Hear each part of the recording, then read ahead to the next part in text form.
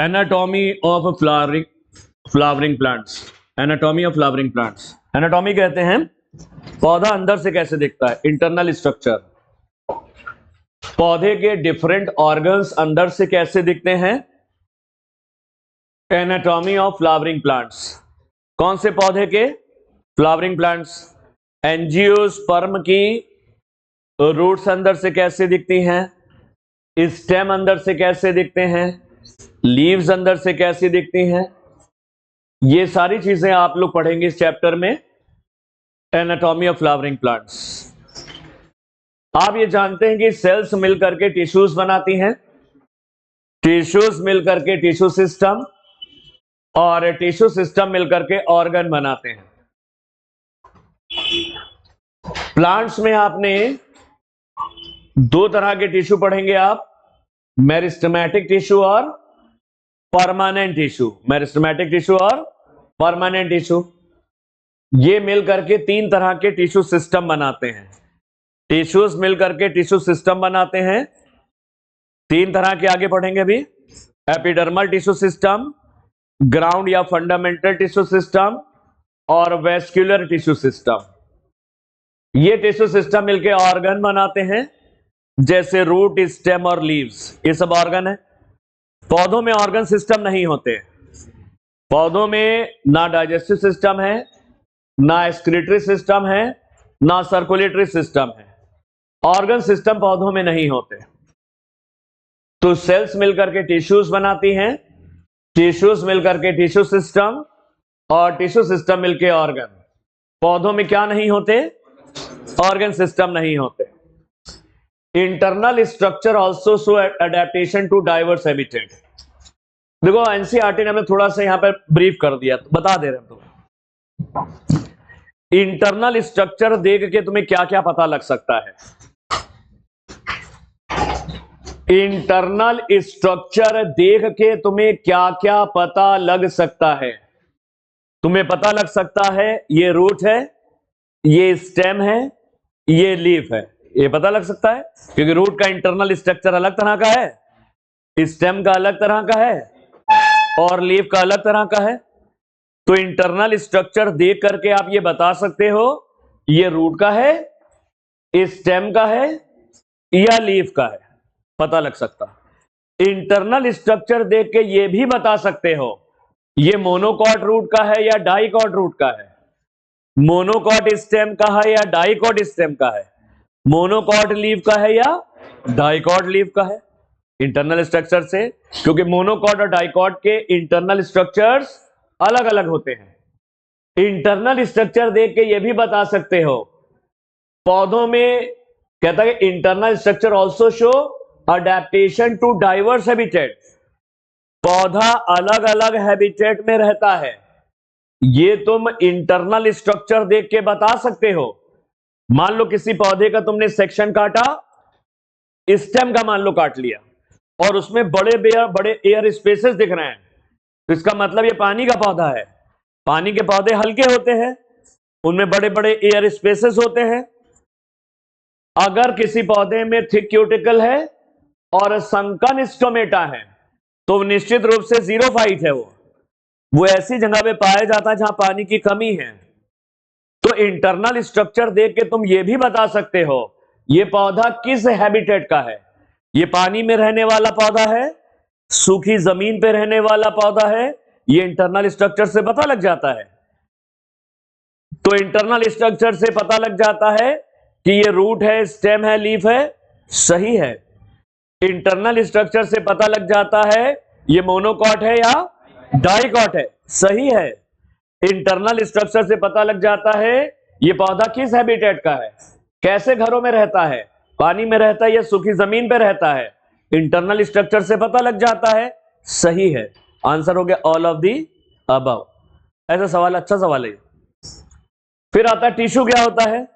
कोशिकाओं का वह समूह जो रचना और कार्य में समान होता है, जो उद्गम, रचना और कार्य में समान होता है। ऐसी सेल जिनकी ओरिजिन और फंक्शन सेम है वो टिश्यू बनाती हैं। Group of sales having common origin and usually performing a common function. ऐसी कोशिकाओं का समूह जो एक ही सेल से बनी है, जिनकी ओरिजिन सेम है और मिल करके एक ही तरह का काम करती हैं, उन्हें टिश्यूज कहते हैं। तो टिश्यू क्या है? कोशिकाओं का वह समूह जो उद्गम और कार्य में समान है, जिसकी ओरिजिन सेम है और जिसका फंक्शन भी सेम है, उसे हम कहते हैं टिश्यू। दो तरह के प्लांट में टिश्यू होते हैं केवल, मेरिस्टेमेटिक टिश्यू और परमानेंट टिश्यू। दोनों में अंतर क्या है? मेरिस्टेमेटिक टिश्यू की सेल्स डिवाइड करती हैं और परमानेंट टिश्यू की सेल्स यूजुअली डिवाइड, यूजुअली लिखा है यानी कभी कभी कर सकती हैं। तो पौधों में कितने तरह के टिश्यूज हैं जरा बताओ? पौधों में दो तरह के टिश्यूज हैं, मेरिस्टेमेटिक टिश्यू और परमानेंट टिश्यू। मेरिस्टेमेटिक टिश्यू की सेल्स लगातार डिवाइड करती हैं और परमानेंट टिश्यू की सेल्स सामान्यतः डिवाइड नहीं करती हैं। परमानेंट टिश्यू में जैसे पेरेन्काइमा है, जैसे क्लोरेन्काइमा है, पेरेन्काइमा है, जैसे कोलेन्काइमा है और स्क्लेरेन्काइमा, ये सब परमानेंट है। जाइलम और फ्लोएम भी परमानेंट है। इनकी सेल्स आमतौर पे डिवाइड नहीं करती हैं। अब पहले मेरिस्टेमेटिक टिश्यू पढ़ेंगे, फिर परमानेंट टिश्यू पढ़ेंगे। नई एनसीईआरटी ने दे नहीं रखा ज्यादा, लेकिन पढ़ना पड़ेगा। एनटीए के सिलेबस में दिख रहा है तो आपको पढ़ना पड़ेगा। हम काट भी सकते थे, ना पढ़ाते, नहीं किताब में नहीं था, लेकिन पढ़ाएंगे। जिम्मेदारी है, ईमानदारी, इसलिए पढ़ाएंगे। मेरिस्टेमेटिक टिश्यू में जो मेरिस्टेम शब्द है वो मेरिस्टॉस से आया है। मेरिस्टेम शब्द ग्रीक शब्द, ग्रीस के रहने वाले लोग ग्रीक कहलाते हैं। यूनान कहते हैं, हिंदी में क्या कहते हैं? यूनान। मेरिस्टेम वर्ड ग्रीक शब्द मेरिस्टॉस से आया है, जिसका मतलब है डिवाइडेड, जिसमें डिवीजन की क्षमता है, जो डिवाइड करती है। Plants have different kinds of meristems. पौधों में तरह तरह के मेरिस्टेम्स पाए जाते हैं। पौधों में बेसिकली जो होते हैं मेरिस्टेम्स, जो होते हैं लोकेशन के हिसाब से तीन तरह के होते हैं।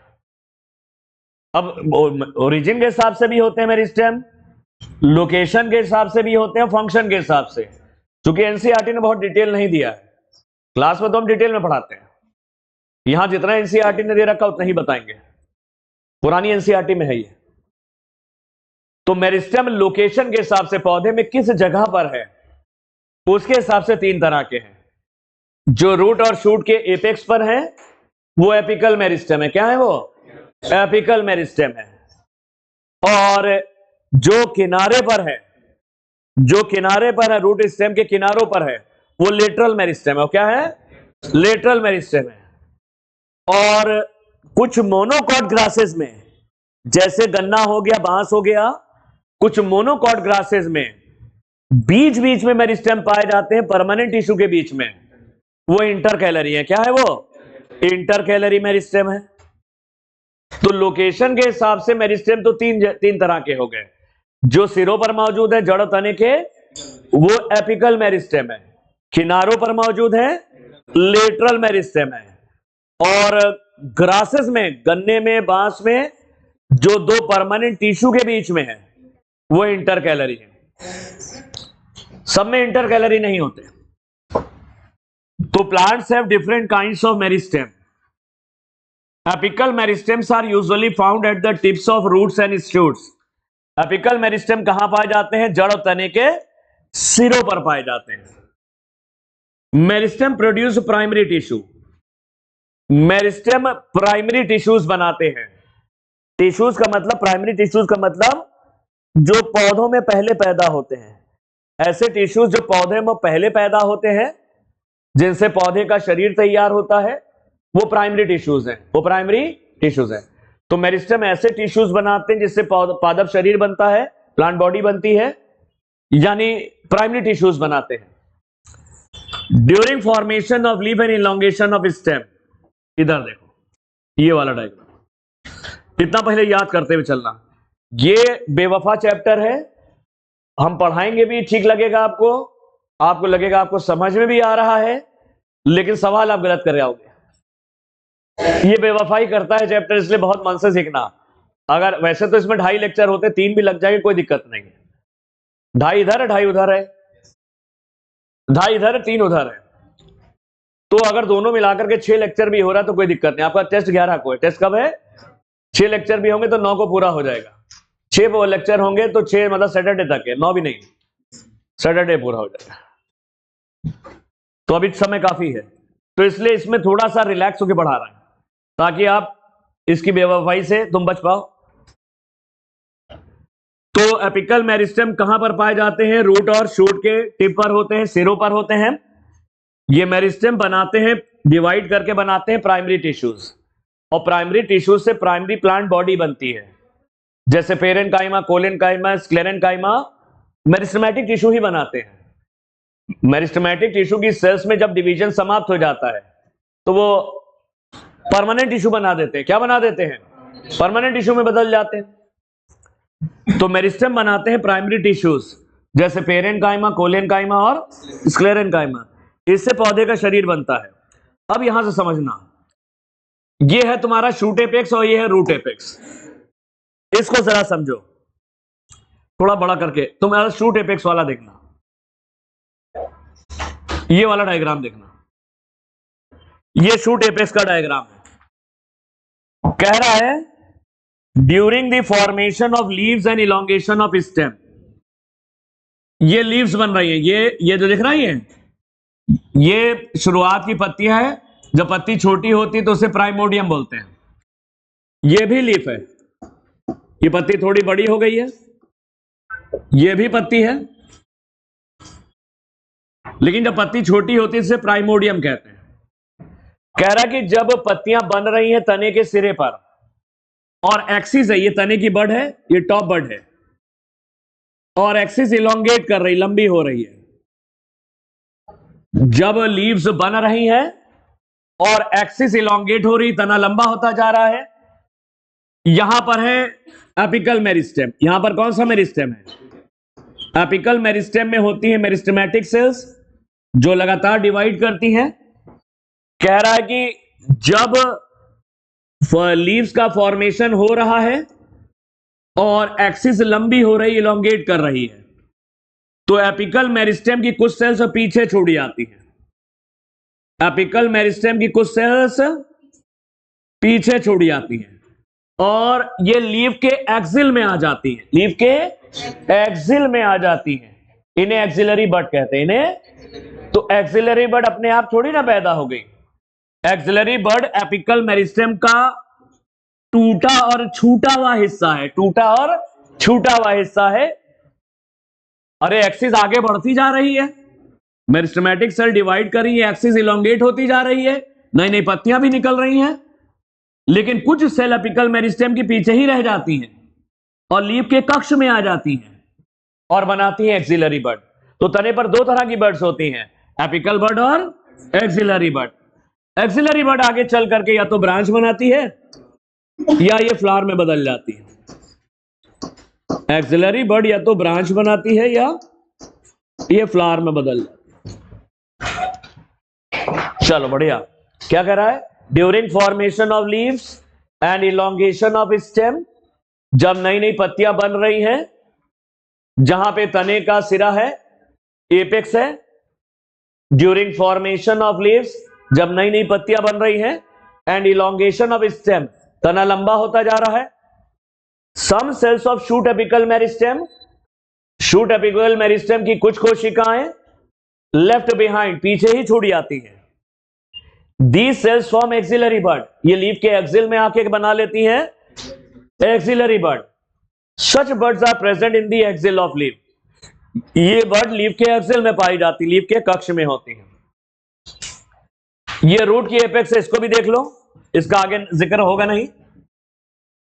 रूट की एपेक्स है, यहां पर रूट कैप है जो रूट टिप की सुरक्षित रखती है, या ये रूट की टिप है, यहां पर रूट एपिकल मेरिस्टेम है, मेरिस्टेमेटिक सेल्स है,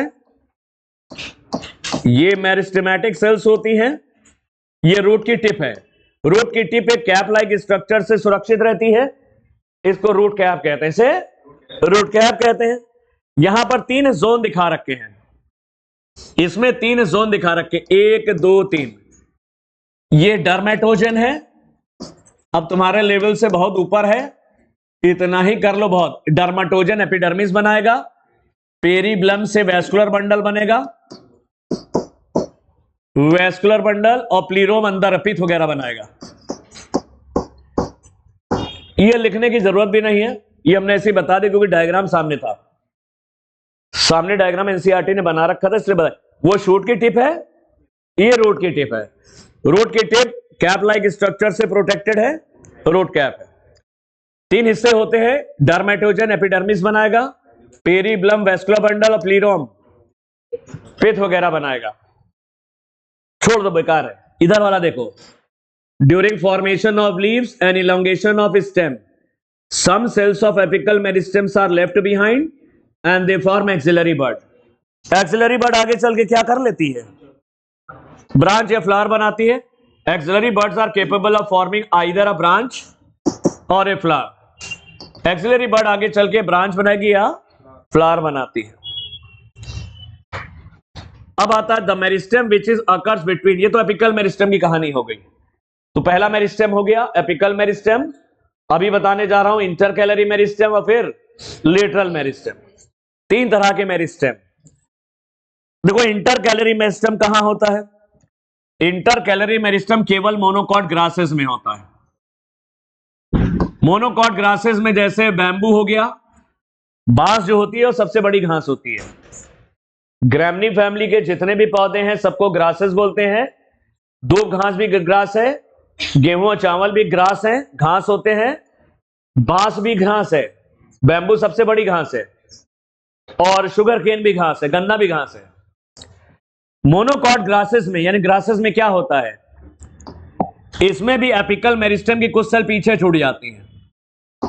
ऊपर तो एपिकल मेरिस्टेम है, मोनोकॉट ग्रासेस में भी कुछ सेल्स जो एपिकल मेरिस्टेम की हैं, एपिकल मेरिस्टेम की कुछ सेल्स पीछे छूट जाती हैं, जैसे वहां पे छूट रही थी। यहां पर भी कुछ एपिकल मेरिस्टेम की सेल्स, एपिकल मेरिस्टेम है, एपिकल मेरिस्टेम की सेल पीछे छूट गई और ये 2 परमानेंट टिश्यू के बीच में आ जाती हैं। ये सेल किसके बीच में आ जाती हैं, 2 परमानेंट टिश्यू, इधर भी परमानेंट टिश्यू, इधर भी परमानेंट टिश्यू है और इधर भी परमानेंट टिश्यू। तो एपिकल मेरिस्टेम की सेल यहां पर छूट गई है पीछे। ये एक्सिस तो लंबी होती जा रही है, गन्ना लंबा होता जा रहा है, कुछ सेल पीछे से छूट गई है और ये किसके बीच में आ जाती है, 2 परमानेंट टिश्यू के बीच में आ जाती है। इनको हम लोग कहते हैं इंटरकैलरी मेरिस्टेम। इंटरकैलरी का मतलब बीच बीच में, ये है इंटरकैलरी। अब इंटरकैलरी मेरिस्टेम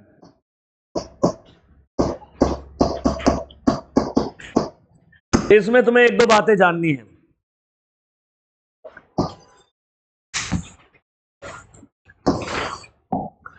ये केवल ग्रासेस में पाया जाता है, इंटरकैलरी मेरिस्टेम केवल ग्रासेस में होता है और पौधों में नहीं होता।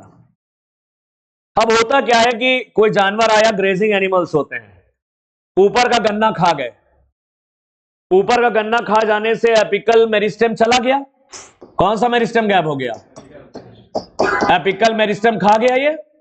अब ये गन्ना लंबा कैसे हो गए, तो समस्या हो गई। तो ग्रेजिंग एनिमल्स जो होते हैं जब एपिकल मेरिस्टेम को खा जाते हैं तो नई एपिकल मेरिस्टेम या एपिकल बड फिर से बना देता है, इंटरकैलरी मेरिस्टेम रीजनरेट कर देता है, गन्ना फिर लंबा होने लगता है। नया एपिकल मेरिस्टेम फिर से बना देता है नीचे वाला मेरिस्टेम, इंटरकैलरी मेरिस्टेम। तो देखा, intercalary meristem occurs in grasses and regenerate parts removed by grazing herbivore. जो चरने वाले शाकाहारी जीव होते हैं अगर ऊपर से गन्ने को खा गए तो एपिकल बड गैप हो गई, तो नई एपिकल बड फिर से बना देता है, रीजनरेट कर देता है इंटरकैलरी मेरिस्टेम। चलो, both apical meristem and intercalary meristem are primary meristem. ये दोनों प्राइमरी मेरिस्टेम है। इनको प्राइमरी क्यों कहते हैं, प्राइमरी इसलिए कहते हैं जब पौधा नया नया तैयार हुआ तभी आते हैं। ये शुरू में पौधे में ही नजर आते हैं जब पौधा नया नया तैयार हुआ है, और ये दोनों पौधे की लंबाई बढ़ाते हैं, ये दोनों पौधे की लंबाई बढ़ाना प्राइमरी ग्रोथ है, लंबाई बढ़ाना प्राइमरी ग्रोथ है। तो both apical and intercalary meristem are primary meristem because they appear early in life of the plant. ये पौधे के शुरुआती जीवन में नजर आते हैं, जब पौधा नया नया तैयार हुआ है तभी आते हैं। And contribute to the formation of primary plant body, और ये पादप शरीर बनाते हैं, शुरू का पौधे का शरीर यही बनाते हैं, एपिकल मेरिस्टेम और इंटरकैलरी। लेकिन इंटरकैलरी मेरिस्टेम केवल ग्रासेस में है, एपिकल मेरिस्टेम तो सारे पौधों में है। तो फिर से ध्यान रखो, चाहे वो एपिकल मेरिस्टेम हो चाहे इंटरकैलरी मेरिस्टेम हो, दोनों प्राइमरी मेरिस्टेम है। लंबाई बढ़ाएंगे, प्राइमरी मेरिस्टेम का मतलब लंबाई बढ़ाएंगे, और ये शुरू जब पौधा नया नया तैयार हुआ है तभी आ जाते हैं पौधे के अंदर, तभी पैदा हो जाते हैं पौधे में। Because they appear early in life of plant, पौधे के शुरुआती जीवन से होते हैं, जब पौधा नया नया तैयार होता है। And contribute to the formation of primary plant body, ये प्राइमरी प्लांट बॉडी का मतलब पौधे का प्राथमिक शरीर बनाते हैं, शुरू में जो नया नया पौधा बना है उसको बनाने में मदद करते हैं, एपिकल और intercalary. Meristem that occur in mature region of root, वो मेरिस्टेम जो मैच्योर जड़ों और तनों में पाया जाता है, जब जड़ें और तने मोटे होने लगते हैं तब पाया जाता है। वो मेरिस्टेम जो बाद में नजर आता है, मैच्योर रीजन में नजर आता है, जैसे मैच्योर जड़ों में, मैच्योर तनों में, appear later than primary meristem, और प्राइमरी मेरिस्टेम के बाद आता है, उसे सेकेंडरी या लेटरल मेरिस्टेम कहते हैं। तो सेकेंडरी या लेटरल मेरिस्टेम शुरू में नहीं होता, शुरू में केवल एपिकल हो सकता है, और ग्रासेस में एपिकल और इंटरकैलरी दोनों होते हैं। ये मेरिस्टेम जो होता है लेटरल, ये बहुत बाद में आता है, जब जड़ें थोड़ी मैच्योर हो जाती हैं और तने थोड़े मैच्योर हो जाते हैं, तब ये सेकेंडरी या लेटरल मेरिस्टेम पैदा होता है। ये पौधों में किनारों पर होता है, ये टिप पर नहीं होता, पौधों में किनारों पर होता है, ये पौधे में किनारों पर होता है, इसे सेकेंडरी या लेटरल मेरिस्टेम कहते हैं। देखो ऊपर क्या है, ऊपर है एपिकल मेरिस्टेम, यहां पर क्या है, ये एपिकल मेरिस्टेम है। एपिकल मेरिस्टेम सिरे पर होता है, और दो एपिकल मेरिस्टेम के बीच बीच में आ गया, दो परमानेंट टिश्यू के बीच बीच में आ गया इंटरकैलरी मेरिस्टेम, और जो किनारे पर मेरिस्टेम है ये लेटरल मेरिस्टेम है। ये क्या है, ये पार्श्वों में होता है, किनारों पर होता है, लेकिन ये मैच्योर जड़ों और तनों में नजर आएगा, नई जड़ों तनों में नहीं होता। जब पौधा थोड़ा पुराना हो जाता है तो ये जड़ों और तनों के किनारों पर नजर आता है। ये ऐसा दिख रहा है लेकिन है पूरी गुलान में, जड़ और तने की पूरी गुलान में होता, तो इसे सिलिंड्रिकल मेरिस्टेम भी कहते हैं। ये सिलिंड्रिकल बेलनाकार होता है, किनारों पर होता है लेकिन पूरी गोलाई में होता है, तो बेलनाकार है। तो meristem that occur in the mature region of root and shoots and appear later than the primary meristem, ऐसा मेरिस्टेम जो पौधे के मैच्योर भागों में होता है, मैच्योर जड़ों और तनों में होता है, और प्राइमरी मेरिस्टेम के बाद में नजर आता है। पौधा जब थोड़ा पुराना हो जाता है तब नजर आता है, तो वो लेटरल या सेकेंडरी मेरिस्टेम है। इसको सिलिंड्रिकल मेरिस्टेम भी कहते हैं, इसको सिलिंड्रिकल मेरिस्टेम भी कहते हैं। इसके उदाहरण है फेसिकुलर वेस्कुलर कैम्बियम और interfascicular cambium and core cambium. दो ही याद कर लो, वेस्कुलर कैम्बियम और कोर कैम्बियम। लेटरल मेरिस्टेम के उदाहरण है वेस्कुलर कैम्बियम और कोर कैम्बियम। वेस्कुलर कैम्बियम में दो होते हैं, फेसिकुलर और इंटरफेसिकुलर। अब सेकेंडरी ग्रोथ तो है नहीं, तो बताते हैं तुम्हें, सिलेबस से हट गया है। लेटरल मेरिस्टेम में वेस्कुलर कैम्बियम और कोर कैम्बियम आते हैं। इनकी वजह से जड़ों और तनों की चौड़ाई बढ़ती है। ये सेकेंडरी ग्रोथ के लिए जिम्मेदार है। किसके लिए? प्राइमरी ग्रोथ का मतलब होता है लंबाई बढ़ना, वो एपिकल और इंटरकैलरी मेरिस्टेम बढ़ाते हैं। ये सेकेंडरी ग्रोथ बढ़ाता है, सेकेंडरी ग्रोथ के लिए होता है। इससे बनते हैं सेकेंडरी टिश्यूज। ये सेकेंडरी टिश्यूज बनाता है, जैसे जाइलम और फ्लोएम। जैसे secondary xylem and secondary phloem. तो लेटरल मेरिस्टेम पौधों, जड़ों, पुरानी जड़ों और तनों के किनारों पर होते हैं, पूरी गुलान में होते हैं, सिलिंड्रिकल हैं।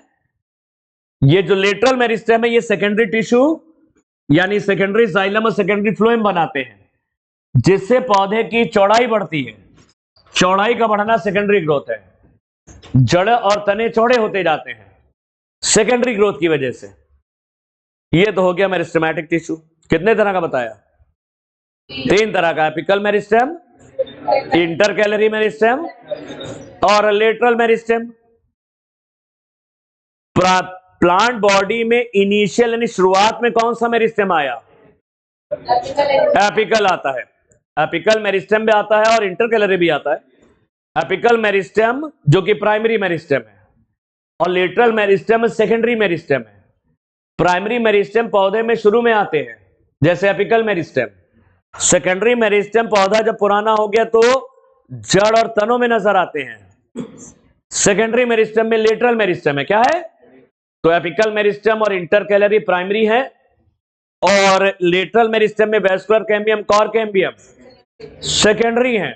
प्राइमरी मेरिस्टेम से लंबाई बढ़ती है, सेकेंडरी मेरिस्टेम से चौड़ाई बढ़ती है, गर्थ में ग्रोथ होती है, रेडियल ग्रोथ होती है। ठीक है। During formation of leaves and elongation of axes some cells of apical meristems are left behind. Apical meristem की कुछ सेल्स पीछे छूट जाती हैं। क्या बनाती है? एक्सिलरी बड। एक्सिलरी बड आगे चल के बनाती है ब्रांच या फ्लावर बनाती है। कहीं पर भी कोई जरा सा भी कंफ्यूजन बता देना, इधर उधर जाके खुसर फुसर मत करना। जो बोलो सामने बोलो, मुझे खराब नहीं लगता। तुम मुझे जितना बोलो, पूछो जितना पूछो, लेकिन बेकार का ना पूछो, ऐसा लॉजिकल सवाल पूछो।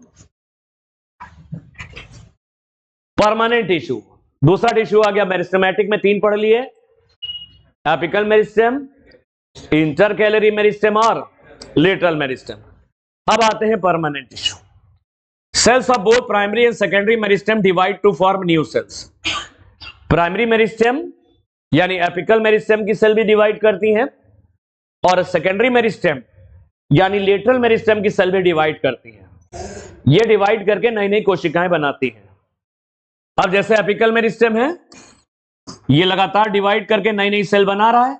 ये सेल पीछे छूट जाती हैं और मैच्योर होकर बन जाती है परमानेंट टिश्यू। ये तो आगे ग्रो कर गया। एपिकल मेरिस्टेम की सेल डिवाइड कर रहे हैं जिससे एक्सिस क्या हो रही, लंबी होती जा रही।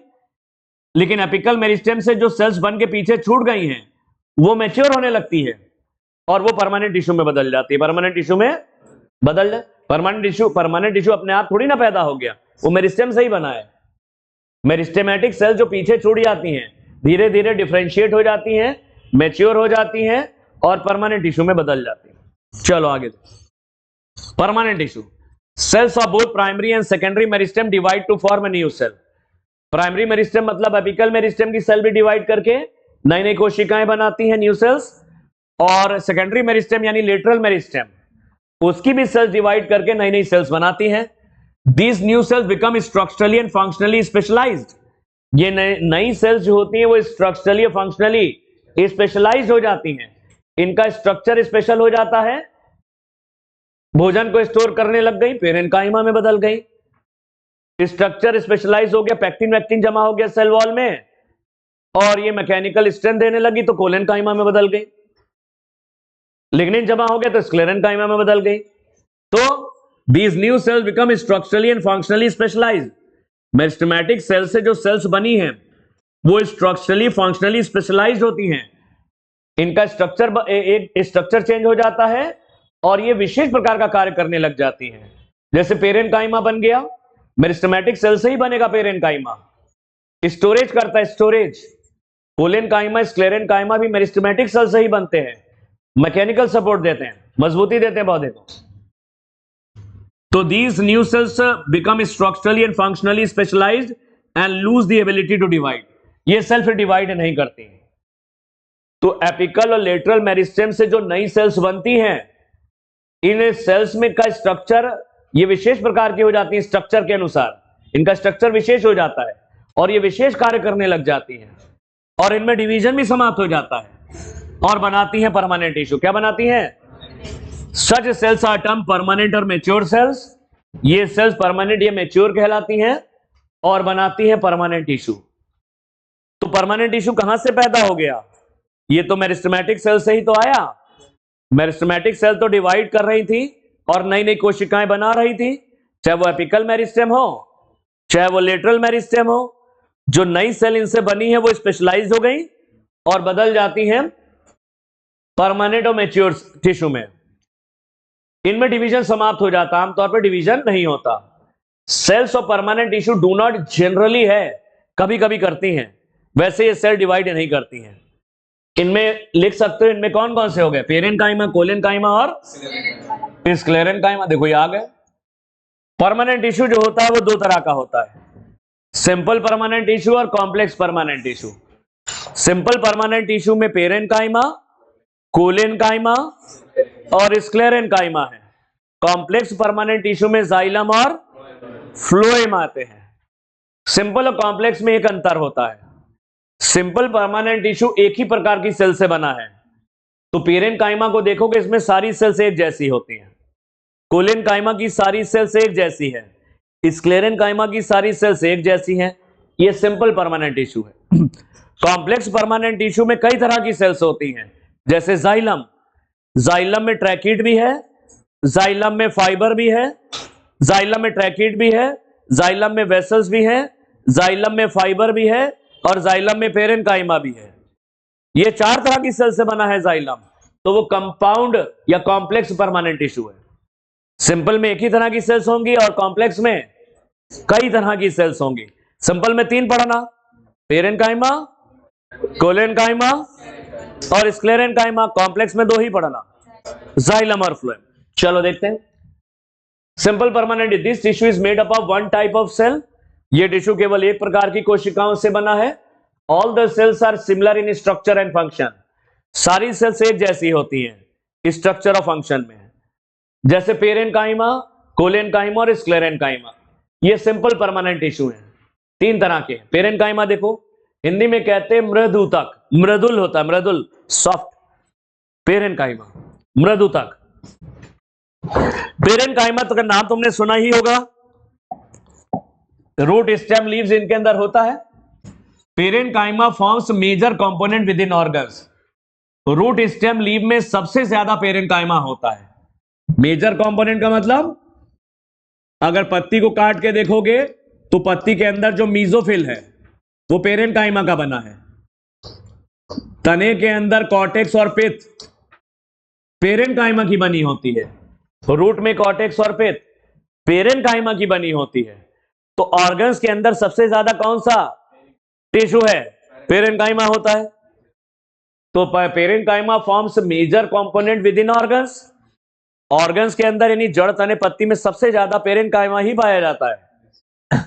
Sales are generally isodiametric. Cells living होती हैं, जीवित। आइसोडायमेट्रिक का मतलब इनका डायमीटर एक समान है। सारी कोशिकाओं का डायमीटर कैसा है? एक समान डायमीटर की होती हैं, आइसोडायमेट्रिक होती हैं। ये जीवित कोशिकाएं हैं। पेरेन्काइमा की सेल जिंदा होती हैं, जीवित होती हैं।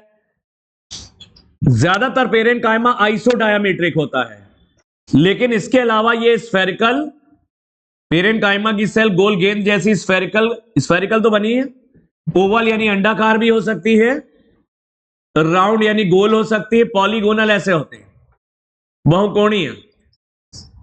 पेरेन्काइमा की सेल पॉलीगोनल भी हो सकती है, जैसे बेंजीन रिंग होती है, और इलोंगेटेड मतलब लंबी लंबी भी हो सकती है। पेरेन्काइमा की सेल लंबी लंबी होती है, जैसे पैलिसेड पेरेन्काइमा पत्ती के अंदर होता है, लंबी लंबी सेल होती है। आमतौर पर पेरेन्काइमा की सेल आइसोडायमेट्रिक है। आमतौर पे पेरेन्काइमा की सेल कैसी है? आइसोडायमेट्रिक है, एक समान व्यास वाली। लेकिन पेरेन्काइमा की सेल के और भी शेप हो सकते हैं। पेरेन्काइमा स्फेरिकल, ओवल तो हमने बनाया ही है, स्फेरिकल और राउंड।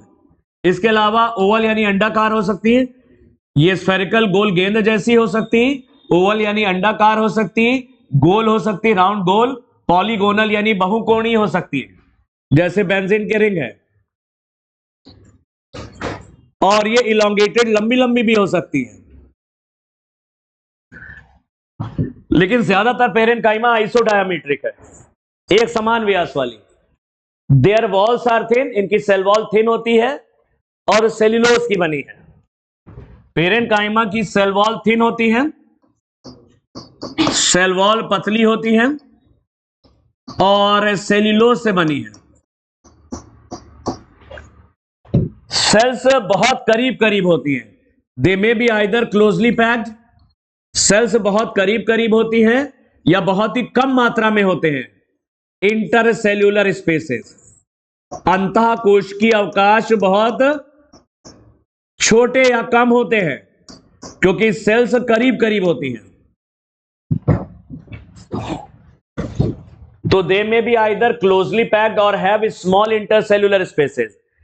पेरेनकाइमा की सेल क्लोजली पैक्ड है, बहुत करीब करीब है, और उनमें बहुत ही कम, कोशिकाओं के बीच में बहुत ही कम अंतः कोशिकीय अवकाश होते हैं, इंटरसेल्यूलर स्पेसेस होते हैं। पेरेनकाइमा का मेन फंक्शन है फोटोसिंथेसिस। अगर पेरेनकाइमा की सेल्स में क्लोरोप्लास्ट या क्लोरोफिल पैदा हो जाए, जैसे पत्ती की मीजोफिल सेल में, पत्ती की जो मीजोफिल सेल्स है वो पेरेनकाइमा से बनी है, उनमें क्लोरोफिल और क्लोरोप्लास्ट होता है, तब ये फोटोसिंथेसिस करती हैं। लेकिन मेन फंक्शन तुम्हें ये ध्यान रखना वो ये है, स्टोरेज है। इसको बॉक्स में कर लेना या हाइलाइटर से हाईलाइट कर लेना। पेरेनकाइमा का मेन फंक्शन है चीजों को जमा करना, स्टोरेज है। ये सिक्रीशन भी करती, क्योंकि दीवार पतली है तो कुछ चीजों को ये स्रावित भी करती हैं, इनका काम सिक्रीशन भी है। ये कुछ चीजों का श्रावण भी करते हैं क्योंकि सेल वॉल बहुत पतली है। चलो पेरेनकाइमा याद कर लो। ऑर्गन्स के अंदर सबसे ज्यादा मात्रा में क्या होता है? जड़ तने पत्ती में सबसे अधिक मात्रा में पेरेनकाइमा ही मिलता है।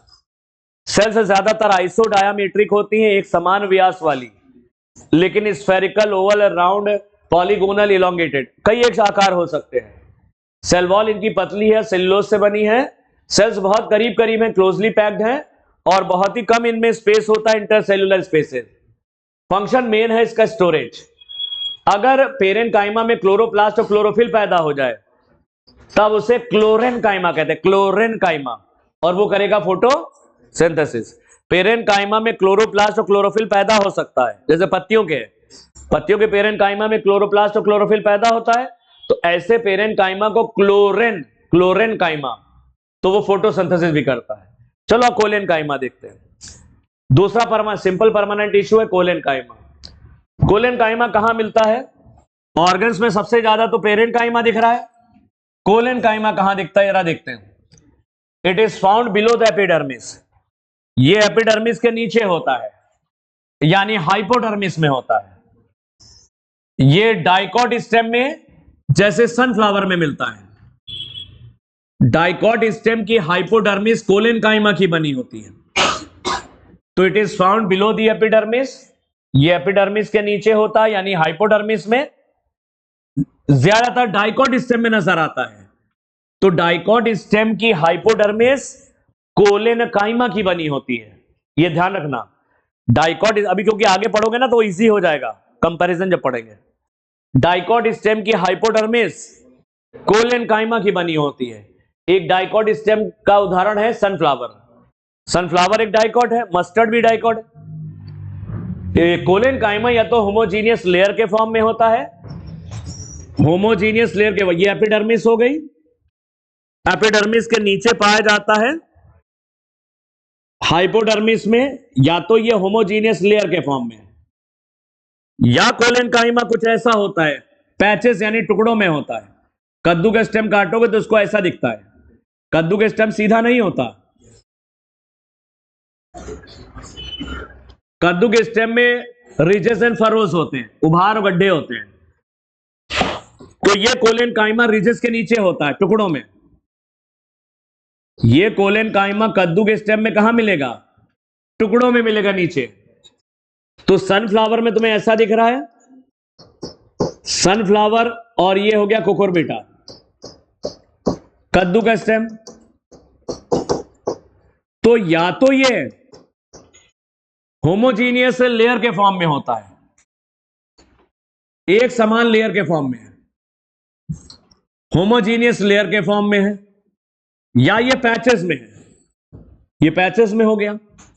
तो कोलेनकाइमा या तो पूरी लेयर्स के फॉर्म में होता है, एपिडर्मिस के नीचे हाइपोडर्मिस में, और डाइकॉट स्टेम की हाइपोडर्मिस में होता है, या तो पूरी पूरी होमोजीनियस लेयर्स के फॉर्म में होता है, कई एक लेयर होती है, एक समान होमोजीनियस लेयर होती है, या टुकड़ों में होता है, पैचेस में। पैचेस में मिलेगा कुकुरबिटा में, सनफ्लावर में होमोजीनियस लेयर के रूप में।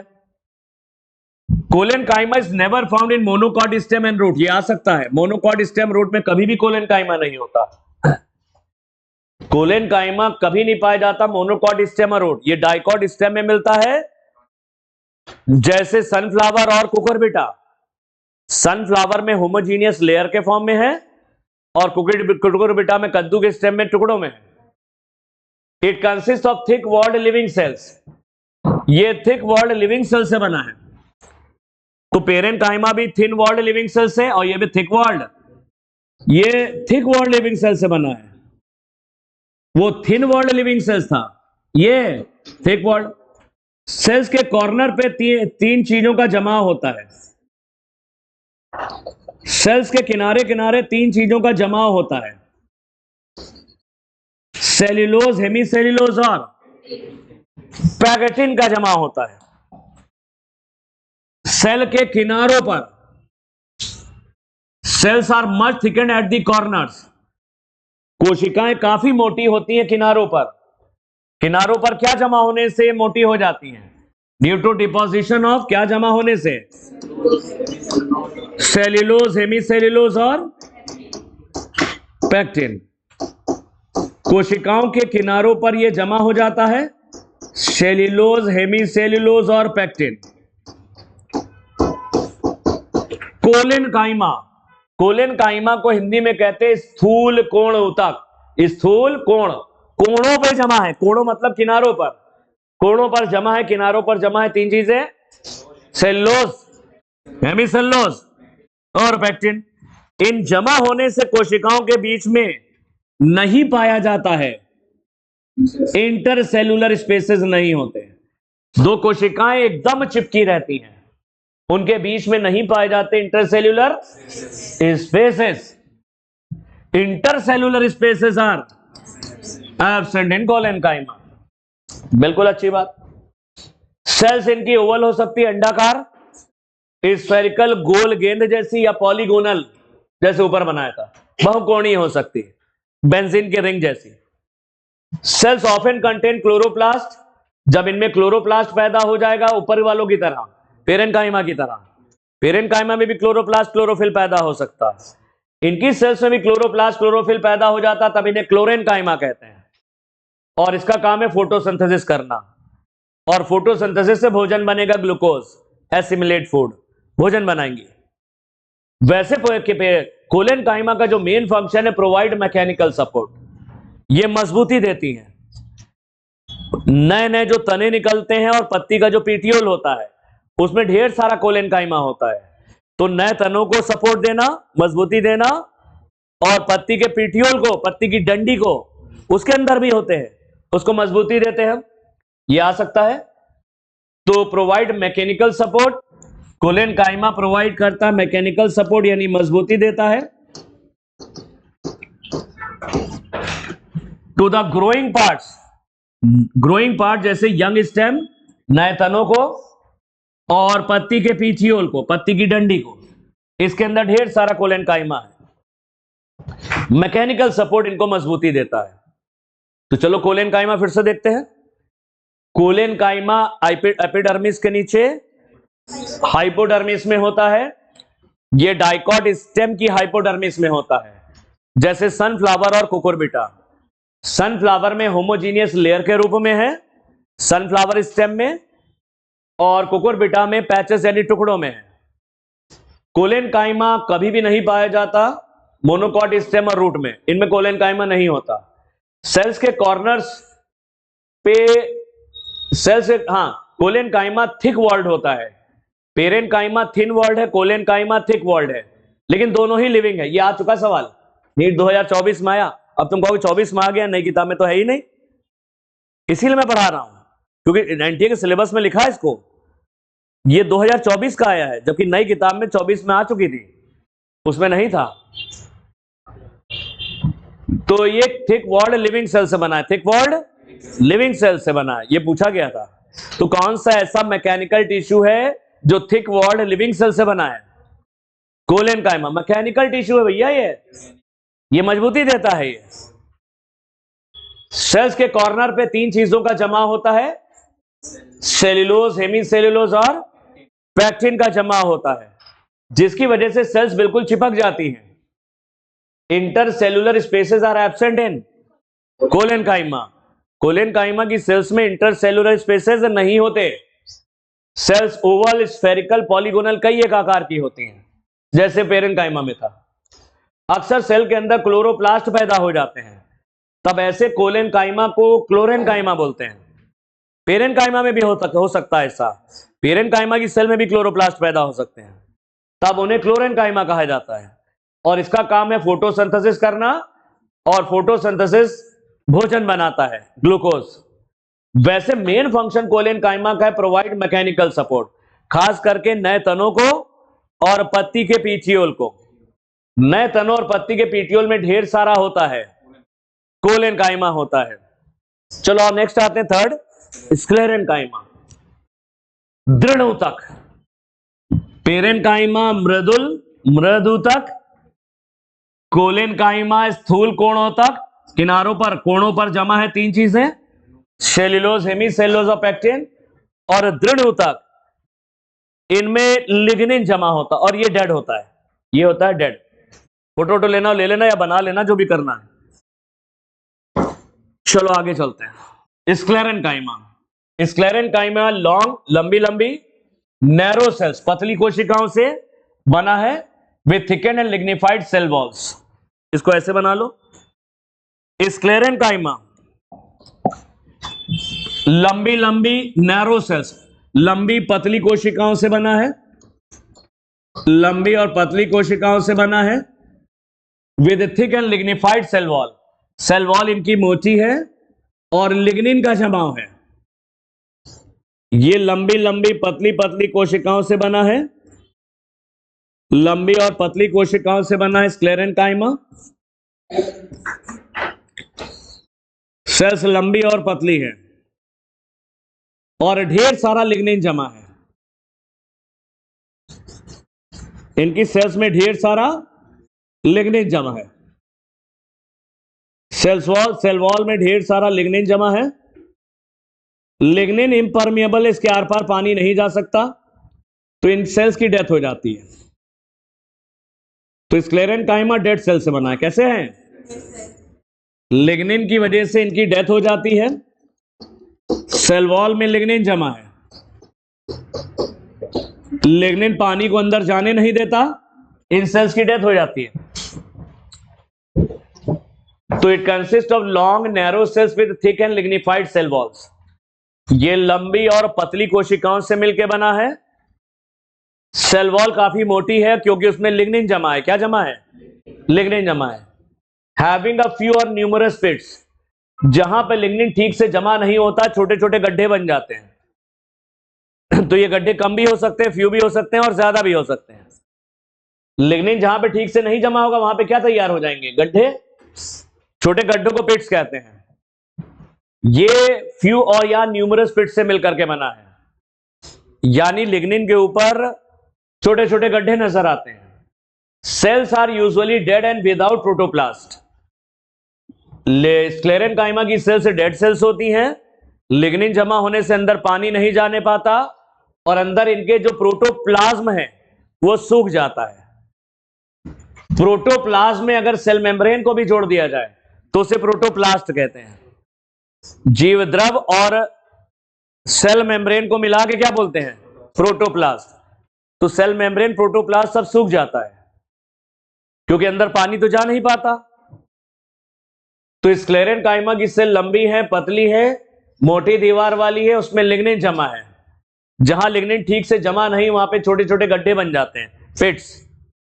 सेल्स डेड होती हैं और इनमें प्रोटोप्लास्ट नहीं है क्योंकि इनके लिग्निन पानी को अंदर नहीं जाने देता, इम्परमिएबल टू वाटर है। स्क्लेरेनकाइमा दो तरह का होता है, या तो फाइबर जैसा होगा जैसे हमने बनाया है, या स्क्लेरिड जैसा होता है। हमने जो बनाया फाइबर है, स्क्लेरेनकाइमा का फाइबर। ये थिक वॉल्ड है, इलोंगेटेड यानी लंबे होते हैं, एंड पॉइंटेड सेल्स, किनारे से नुकीले होते हैं। किनारे से कैसे हैं? नुकीले, पॉइंटेड है। और एक अकेले अकेले नहीं होते, ग्रुप में होते हैं। ये फाइबर्स जो होते हैं वो ग्रुप में पाए जाते हैं। तो फाइबर्स मोटी दीवार वाले हैं, पहली बात। फाइबर्स मोटी दीवार वाले हैं, लंबे हैं यानी इलोंगेटेड हैं, और इनके सिरे कैसे हैं? पॉइंटेड हैं। और ये अकेले अकेले नहीं पाए जाते, एक साथ समूह में होते हैं। स्क्लेरिड्स जो होती हैं ये स्फेरिकल हो सकती हैं, गोल गेंद जैसी, ओवल यानी अंडाकार हो सकती हैं, बेलनाकार हो सकती हैं, हाईली थिकेंड डेड वॉल। इनमें लिग्निन फाइबर से ज्यादा जमा होता है, बहुत ज्यादा लिग्निन जमा होता है इनके अंदर, हाईली थिकेंड होती हैं, इनमें लिग्निन बहुत ज्यादा जमा होता है, फाइबर से भी ज्यादा। लिग्निन जमा होने से इनकी डेथ हो जाती है। और अंदर इनके जो कैविटी है, वेरी नैरो कैविटी है ल्यूमेन, अंदर की गुहा है वेरी नैरो ल्यूमेन, बहुत संकरी गुहा होती है, नैरो ल्यूमेन होती है। इनके अंदर जो ल्यूमेन है वो बहुत पतली होती है, बहुत संकरी। तो फाइबर्स और स्क्लेरिड में एक अंतर क्या है? फाइबर्स मोटी दीवार वाले, थिक वॉल्ड हैं, इलोंगेटेड, लंबे लंबे हैं, इनके सिरे पॉइंटेड हैं, नुकीले हैं, और फाइबर्स अक्सर ग्रुप में होते हैं। स्क्लेरिड स्फेरिकल हो सकती हैं, गोल गेंद जैसी, ओवल अंडाकार हो सकती हैं, सिलिंड्रिकल बेलनाकार हो सकती हैं। इनमें फाइबर से ज्यादा लिग्निन जमा होता है, हाईली थिकेंडेड सेल्स हैं, extremely thickened with very narrow cavities और ल्यूमेन, अंदर बहुत पतली गुहा होती है। स्क्लेरिड स्फेरिकल, ओवल, सिलिंड्रिकल सब शेप में हो सकती है, बहुत सारे शेप, लेकिन कभी भी फाइबर की तरह इलोंगेटेड और पॉइंटेड एंड्स नहीं होंगे। स्क्लेरिड फाइबर की तरह पॉइंटेड एंड्स वाली नहीं होती कभी भी, इनके दूसरे शेप होते हैं। ये स्फेरिकल हो सकती है, ओवल हो सकती है, सिलिंड्रिकल, बोन शेप, बहुत सारे शेप होते हैं। इनमें लिग्निन ज्यादा जमा होता है फाइबर की तुलना में, और अंदर की कैविटी बहुत संकरी होती है, बहुत पतली होती है। स्क्लेरिड्स को स्टोन सेल्स भी कहते हैं। स्क्लेरिड को हम लोग एक नाम से और जानते हैं, इनको पथरीली कोशिकाएं भी कहते हैं, स्टोन सेल्स। ये कहां पाई जाती हैं? Fruit wall of nuts. Fruit wall of nuts मतलब endocarp of walnut and coconut. अखरोट के एंडोकार्प में और कोकोनट के एंडोकार्प में कितनी हार्ड होती है? अरे भैया, अखरोट दांत से तोड़ोगे दांत टूट जाएगा। एंडोकार्प में स्टोन सेल्स होती हैं। नारियल को भी हथौड़े से हम लोग तोड़ते हैं, तब उसका बीज निकालते हैं, उसकी भी एंडोकार्प बहुत हार्ड होती है। स्क्लेरिड होती है, उसके अंदर स्टोन सेल्स तो पाई जाती हैं। इसके अलावा ये स्टोन सेल्स, स्क्लेरिड, ये फ्रूट वॉल्स ऑफ नट्स यानी वॉलनट और कोकोनट की फ्रूट वॉल्स में होती है। Pulp of fruits like guava, pear, sapota, अमरूद के अंदर होंगी। अमरूद में होती है, पियर कहते हैं नाशपाती। अरे नाशपाती खाओगे ना दांत में किरिर किरिर होता है। सपोटा चीकू में भी होती है, चीकू से च्युइंगम भी बनती है, चीकू, सपोटा। तो अमरूद, नाशपाती और चीकू, गुआवा, पियर और सपोटा के फलों के अंदर भी होती हैं। अरे अमरूद के बीज में भी होती है। अमरूद का बीज कितना हार्ड होता है, दांत में किरर किरर करेगा, स्टोन सेल्स हैं। नाशपाती तो खाई, उसमें तो होती है पल्प के अंदर, गूदे में, चीकू के गूदे में भी होती है। ये स्टोन सेल्स या स्क्लेरिड्स। इसके अलावा seed coat of legume, legume के सीड कोट में चना, मटर, अरहर, इनके चना मटर समझ लो, इनकी सीड कोट में होती है। अरे चना और मटर सूख जाने पर कितने हार्ड हो जाते हैं, बहुत हार्ड हो जाते हैं। उनमें सोडा वोडा डालना पड़ता है छोला वोला को गलाने के लिए। उनकी सीड कोट हार्ड क्यों होती है? स्टोन सेल्स यानी स्क्लेरिड के कारण हार्ड हो जाती हैं। चना मटर की सीड कोट में स्क्लेरिड होती है, स्टोन सेल्स, जिनसे उनकी सीड कोट बहुत हार्ड हो जाती है। और लीव्स ऑफ टी, चाय की पत्ती के अंदर भी होती हैं स्टोन सेल्स, तुम्हारी चाय की पत्ती में भी होती हैं। तो स्क्लेरिड या स्टोन सेल्स कहां कहां है? फ्रूट वॉल्स ऑफ नट, जैसे वॉलनट और कोकोनट के फ्रूट्स में होती हैं। Pulp of fruits like guava, pear और सपोटा, अमरूद, नाशपाती और चीकू में मिलती हैं। सीड कोट्स ऑफ लेग्यूम, चना मटर छोला, इनके सीड कोट में होती हैं। और लीव्स ऑफ टी, चाय की पत्ती में होती हैं। तो परमानेंट टिश्यू में सिंपल वाले 3 तरह के तुमने सीख लिए। कौन से 3 सीख लिए? पेरेन्काइमा, कोलेन्काइमा और स्क्लेरेन्काइमा। 5 सवाल पूछते हैं इनसे, अभी तक कोई कौन बताएगा? सवा प्राइज दूंगा।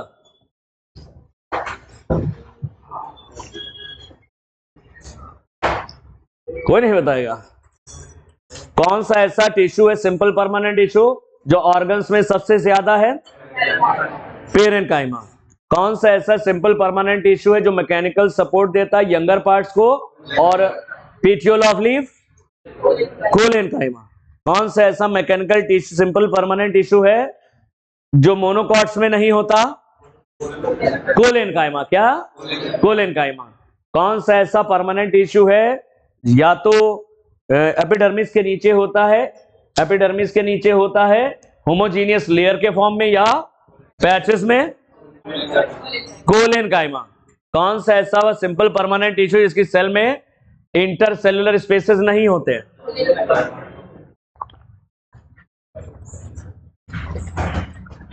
कोलेन्काइमा। कौन सा ऐसा परमानेंट टिश्यू है सिंपल परमानेंट टिश्यू जिसकी सेल्स थिक वॉल्ड है लेकिन लिविंग है? कोलेन्काइमा। थिक वॉल्ड और डेड? स्क्लेरेन्काइमा। थिक वॉल्ड और डेड? स्क्लेरेन्काइमा। स्क्लेरेन्काइमा कितने प्रकार का है? 2 प्रकार का, फाइबर्स और फाइबर्स लंबे नुकीले पॉइंटेड सिरे हैं। स्क्लेरिड में ऐसा नहीं होता, कभी पॉइंटेड सिरे नहीं होते। स्क्लेरिड अलग तरह की होती है, ये स्फेरिकल ओवल है, ये सिलेंड्रिकल है, कई तरह के शेप होते हैं और एक्सट्रीमली थिक वॉल्ड होती हैं। इनमें बहुत ज्यादा लिग्निन जमा होता है, फाइबर से ज्यादा लिग्निन जमा होता है। कहां कहां पाई जाती है स्क्लेरिड या stone cells? Fruit walls of nuts, pulp of guava, pear and sapota, और तीसरा सीड कोट ऑफ लेग्यूम्स और लीव्स ऑफ टी। चलो आते हैं complex permanent tissue. Complex permanent tissue जो होता है ये कई तरह की सेल्स से मिलकर के बना होगा। सिंपल परमानेंट टिश्यू में एक तरह की सेल्स होती हैं और कॉम्प्लेक्स परमानेंट टिश्यू में कई तरह की सेल्स होती हैं। They are made up of more than 1 type of cells. ये एक से ज्यादा प्रकार की कोशिकाओं से मिलकर के बना होता है, लेकिन ये सेल्स मिलकर के एक साथ मिलकर काम करती हैं। These cells together work. These cells together, 2 बार आ गया। These cells work together as a unit. ये सेल एक साथ मिलके काम करती हैं। ये सेल्स एक साथ मिलके काम करती हैं। जाइलम में 4 तरह की सेल्स होती हैं। जाइलम के अंदर ट्रैकीड्स हैं, जाइलम के अंदर वेसल्स होती हैं, जाइलम में फाइबर हैं और जाइलम में पेरेन्काइमा। इन सभी का मेन फंक्शन है वाटर का कंडक्शन। इन सभी का मेन फंक्शन है, तो सारी सेल्स मिल करके एक यूनिट की तरह काम करती हैं वाटर के कंडक्शन के लिए। पानी का संवहन करता है xylem. Collenchyma is never found in complex tissue. Collenchyma complex tissue में नहीं होगा। तो इसका मतलब कॉम्प्लेक्स टिश्यू के अंदर पेरेन्काइमा हो सकता है, स्क्लेरेन्काइमा हो सकता है। कॉम्प्लेक्स टिश्यू के अंदर कोलेन्काइमा नहीं पाया जाता। कॉम्प्लेक्स टिश्यू कई तरह की सेल से मिलकर के बना है। जैसे जाइलम में 4 तरह की सेल्स होती हैं। जाइलम में वेसल्स हैं, जाइलम में ट्रैकीड्स हैं, वेसल्स हैं, फाइबर्स हैं और पेरेन्काइमा। ये सारी सेल्स मिलजुल करके एक साथ काम करती हैं, एक यूनिट की तरह सारी मिल करके वाटर का कंडक्शन करती हैं। लेकिन कॉम्प्लेक्स परमानेंट टिश्यू के अंदर तुमको पेरेन्काइमा भी मिलेगा, स्क्लेरेन्काइमा भी मिलेगा, लेकिन कोलेन्काइमा कभी नहीं मिलता। कोलेन्काइमा तो collenchyma is never found in complex tissue. Complex tissue के दो एग्जांपल है, जाइलम और फ्लोएम। जाइलम पे आते हैं। कॉम्प्लेक्स टिश्यू के दो उदाहरण हैं, जाइलम और phloem. Xylem it conducts water and minerals from root to the stem and leaves. जड़ों द्वारा अवशोषित वाटर और मिनरल्स को जाइलम तनों और पत्तियों तक पहुंचाता है। जाइलम कंडक्शन करता है वाटर और मिनरल्स का। इन वाटर और मिनरल्स को जड़ से पौधे के विभिन्न भागों तक पहुंचाता है। तो ये वाटर और मिनरल्स का कंडक्शन करता है जाइलम। जाइलम में चूंकि स्क्लेरेनकाइमा भी पाया जाता है, तो it also provides mechanical strength to plant parts. ये मजबूती भी देता है पौधे के विभिन्न भागों को। जहां पे जाइलम पाया जाता है वो भाग मजबूत होते हैं, क्योंकि जाइलम के अंदर स्क्लेरेनकाइमा भी मिलता है। जाइलम में चार तरह के एलिमेंट्स होते हैं, चार तरह की चीजें होती हैं, ट्रैकीड्स, वेसल्स, जाइलम फाइबर्स और जाइलम पेरेन्काइमा। चूंकि चार तरह की सेल से मिलकर के बना है, तो ये कॉम्प्लेक्स परमानेंट टिश्यू है। कॉम्प्लेक्स परमानेंट टिश्यू में जाइलम और फ्लोएम पढ़ोगे, इनमें पेरेन्काइमा मिलेगा, इनमें स्क्लेरेनकाइमा मिलेगा, लेकिन कोलेनकाइमा कभी नहीं मिलता। जाइलम के अंदर चार चीजें हैं, tracheids, vessels, xylem fibres, xylem parenchyma. ये सारी सेल्स मिल करके एक साथ एक यूनिट की तरह काम करती हैं वाटर के कंडक्शन के लिए। जिम्नोस्पर्म के जाइलम, जिम्नोस्पर्म और टेरिडोफाइटा दोनों लिख सकते हो। टेरिडोफाइटा और जिम्नोस्पर्म के जाइलम में वेसल्स नहीं होती, तो उनमें सिर्फ ट्रैकीड्स, फाइबर और पेरेन्काइमा मिलेगा। जिम्नोस्पर्म और टेरिडोफाइटा के जाइलम में, अरे टेरिडोफाइटा भी वेस्कुलर प्लांट है, उनमें भी जाइलम और फ्लोएम होता है। टेरिडोफाइटा और जिम्नोस्पर्म के जाइलम में क्या नहीं मिलेगा? वेसल्स नहीं मिलती हैं। नीट 2024 में आया। चलो एक एक करके पढ़ते हैं। जाइलम के चारों पार्ट्स, ट्रैकीड्स, वेसल्स, फाइबर्स और पेरेन्काइमा। पहले ट्रैकीड्स देखते हैं। ट्रैकीड्स यूनिसेल्युलर होती है। ट्रैकीड्स यूनिसेल्युलर होती हैं और उनके ऊपरी सिरे पतले होते हैं, टेपरिंग एंड्स होते हैं, लंबी लंबी एलोंगेटेड होती हैं और सिरे इनके पतले होते हैं, सिरे संकरे होते हैं। तो ये यूनिसेल्युलर होती है, एक सेल से बनी है, इलोंगेटेड लंबी लंबी है, ट्यूब जैसी है और डेड सेल्स हैं। डेड सेल्स क्यों है? क्योंकि इनमें लिग्निन जमा है। क्या जमा है? इनमें लिग्निन जमा होता है, तो ये डेड सेल्स होती हैं। कैसी सेल्स हैं? ये डेड सेल्स होती हैं। तो ट्रैकिड में याद करो, ये यूनिसेल्युलर है, इलोंगेटेड लंबी लंबी है, ट्यूब जैसी है, डेड सेल है। डेड सेल्स क्यों है? क्योंकि इनकी सेल वॉल में क्या जमा है? सेल वॉल में लिग्निन जमा है। जब डेड सेल्स है, लिग्निन जमा होने से अंदर पानी नहीं जा पाएगा। अंदर जितना प्रोटोप्लाज्म, अगर सेल मेम्ब्रेन को भी मिला लो तो प्रोटोप्लास्ट सूख जाता है। क्या हो जाता है? सूख जाता, पानी अंदर जाता ही नहीं। लेकिन ध्यान रखना, सिरे पतले हैं, टेपरिंग एंड है। ट्रैकिड की पहचान है, सिरे कैसे हैं? Tapering and. सिरे इनके पतले होते हैं, टेपरिंग एंड होते हैं। Have thick and lignified walls with narrow lumen. इनकी दीवार में लिग्निन जमा है, मोटा सा, लिग्निफाइड होती है सेल वॉल्स, इनमें लिग्निन जमा है और अंदर की ल्यूमेन जो है वो पतली है, नैरो ल्यूमेन है। लिग्निन जमा होने की वजह से अंदर की गुहा संकरी होती है। Have thick and lignified walls with narrow lumen. Inner layers of cell wall. अब जरा इंपॉर्टेंट है, ट्रैकिड की ये इनर लेयर है, ये वाली सेल वॉल की जो इनर लेयर होती है, इसमें तरह तरह के डिजाइन पाए जाते हैं। Inner layer of the cell walls have thickenings which vary in form. Inner layer में कुछ थिकनिंग्स पाई जाती हैं, यानी लिग्निन कुछ इस प्रकार से जमा होता है कि इसमें डिजाइन बन जाते हैं, जैसे स्पाइरल थिकनिंग्स, स्पाइरल डिजाइन बन जाता है, स्पाइरल थिकनिंग्स, रेटिकुलेट थिकनिंग्स। तो ये कौन से जाइलम का वो कौन सा पार्ट है जिसकी इनर सेल वॉल में लिग्निन तरह तरह के डिजाइन बनाता है, थिकनिंग्स बनाता है, जैसे स्पाइरल थिकनिंग वगैरह ट्रैकीड्स से होती है। ट्रैकीड्स कहां पाई जाती है? जाइलम ऑफ जिम्नोस्पर्म और एंजियोस्पर्म दोनों में होंगी।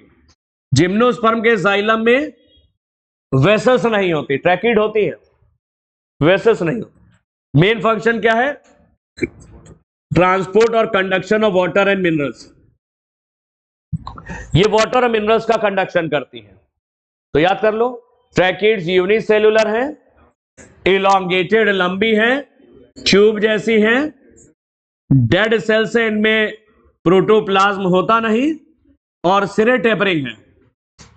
इनमें सेल वॉल काफी थिक है, लिग्निन का जमाव है और अंदर की ल्यूमेन काफी पतली है, संकरी है। इनकी जो इनर सेल वॉल की लेयर्स होती हैं have thickenings which very in form, इनमें थिकनिंग्स होती हैं, जमा रहता है लिग्निन। वेरी इन फॉर्म का मतलब अलग अलग तरीके से, भिन्न भिन्न प्रकार से यहां पे लिग्निन जमा है। या स्पाइरल लगा है तो बोलेंगे स्पाइरल थिकनिंग, जाल जैसा है तो रेटिकुलेट थिकनिंग्स। तो इनर वॉल में तरह तरह के डिजाइन होते हैं, लिग्निन बनाता है।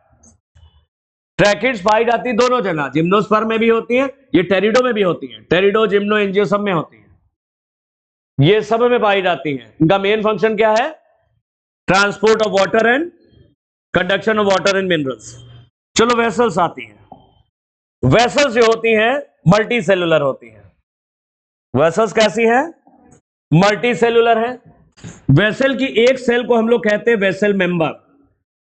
वेसल की एक सेल को क्या कहते हैं? Vessel member. एक सेल को कहते हैं वेसल मेंबर। लेकिन वेसल्स में एक सेल नहीं होती, ढेर सारी सेल होती जो एक दूसरे के ऊपर रखी रहती है। वेसल्स में कई तरह की कई एक सेल्स होती हैं जो एक दूसरे के ऊपर रखी रहती हैं। एक सेल को तो वेसल मेंबर कहते हैं, लेकिन वेसल्स होती है मल्टी सेलुलर। वेसल्स कैसी होती है? Multi cellular. दो सेल्स के बीच में सेप्टा होता है और उसमें परफोरेशन यानी छेद होते हैं। दो सेल के बीच में सेप्टा होता है और सेप्टा में छेद, परफोरेशन भी होते हैं। तो वेसल्स कैसी होती हैं? मल्टी सेलुलर होती है। कई ये कोशिकाएं एक दूसरे के ऊपर रखी रहती हैं। एक कोशिका को तो वेसल मेंबर कहते हैं, एक दूसरे के ऊपर रखी रहती हैं। ये लॉन्ग होती है, वेसल्स लॉन्ग होती है, लंबी सिलेंड्रिकल बेलनाकार वो भी होती है, जैसे ये बेलनाकार है, बेलनाकार होती है। ट्यूब जैसी ये भी होती है, ट्यूब जैसी वो भी है। Made up of many cells, लेकिन ये ढेर सारी कोशिकाओं से बनी है। ट्रैकीड एक सेल से बनी है, यूनिसेलुलर। वेसल बहुत सारी सेल से बनी है, मल्टी सेलुलर होती है। और हर एक सेल को क्या कहते हैं? इस सेल को, हर एक सेल को वेसल मेंबर कहते हैं। ये एक दूसरे पर रखी रहती है। Each cell has lignified wall, हर एक सेल की दीवार के लिग्निन से, हर एक सेल की सेल वॉल में क्या जमा है? लिग्निन जमा है। सेल वॉल में लिग्निन जमा होता है। And in large central cavity, इनकी ल्यूमेन चौड़ी होती है, वाइड ल्यूमेन होती है, अंदर गुहा चौड़ी होती है, वाइड ल्यूमेन है। Each cell has lignified wall, हर एक सेल की वॉल लिग्निफाइड है। And has a large cavity, अंदर कैविटी बहुत चौड़ी है, वाइड ल्यूमेन है, चौड़ी कैविटी है। विदाउट टेपरिंग एंड्स, इसमें कभी टेपरिंग एंड ऊपर के सिरे पतले कभी नहीं होते। चलो दोनों में अंतर देखते हैं क्या है।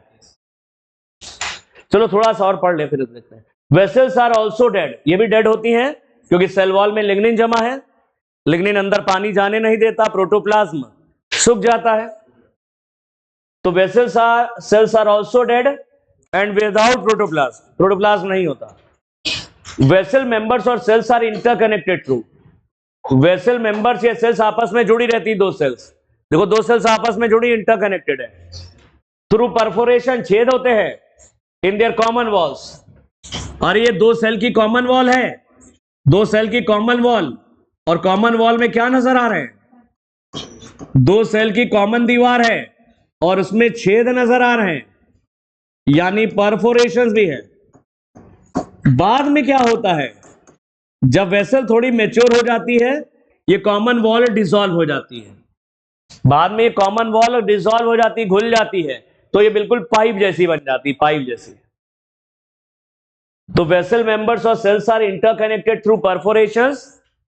वेसल मेंबर्स जो होते हैं, दो वेसल मेंबर यानी वेसल की दो सेल्स के बीच में दीवार पाई जाती है, कॉमन वॉल्स, और उसमें होते हैं perforation, perforation in their common walls. Presence of vessel is a characteristic feature of angiosperm. Vessel का पाया जाना ये कैरेक्टरिस्टिक फीचर है एंजियोस्पर्म का। हालांकि कुछ एंजियोस्पर्म की फैमिली में वेसल्स नहीं होती। कौन कौन सी एंजियोस्पर्म की फैमिली में वेसल्स नहीं होती?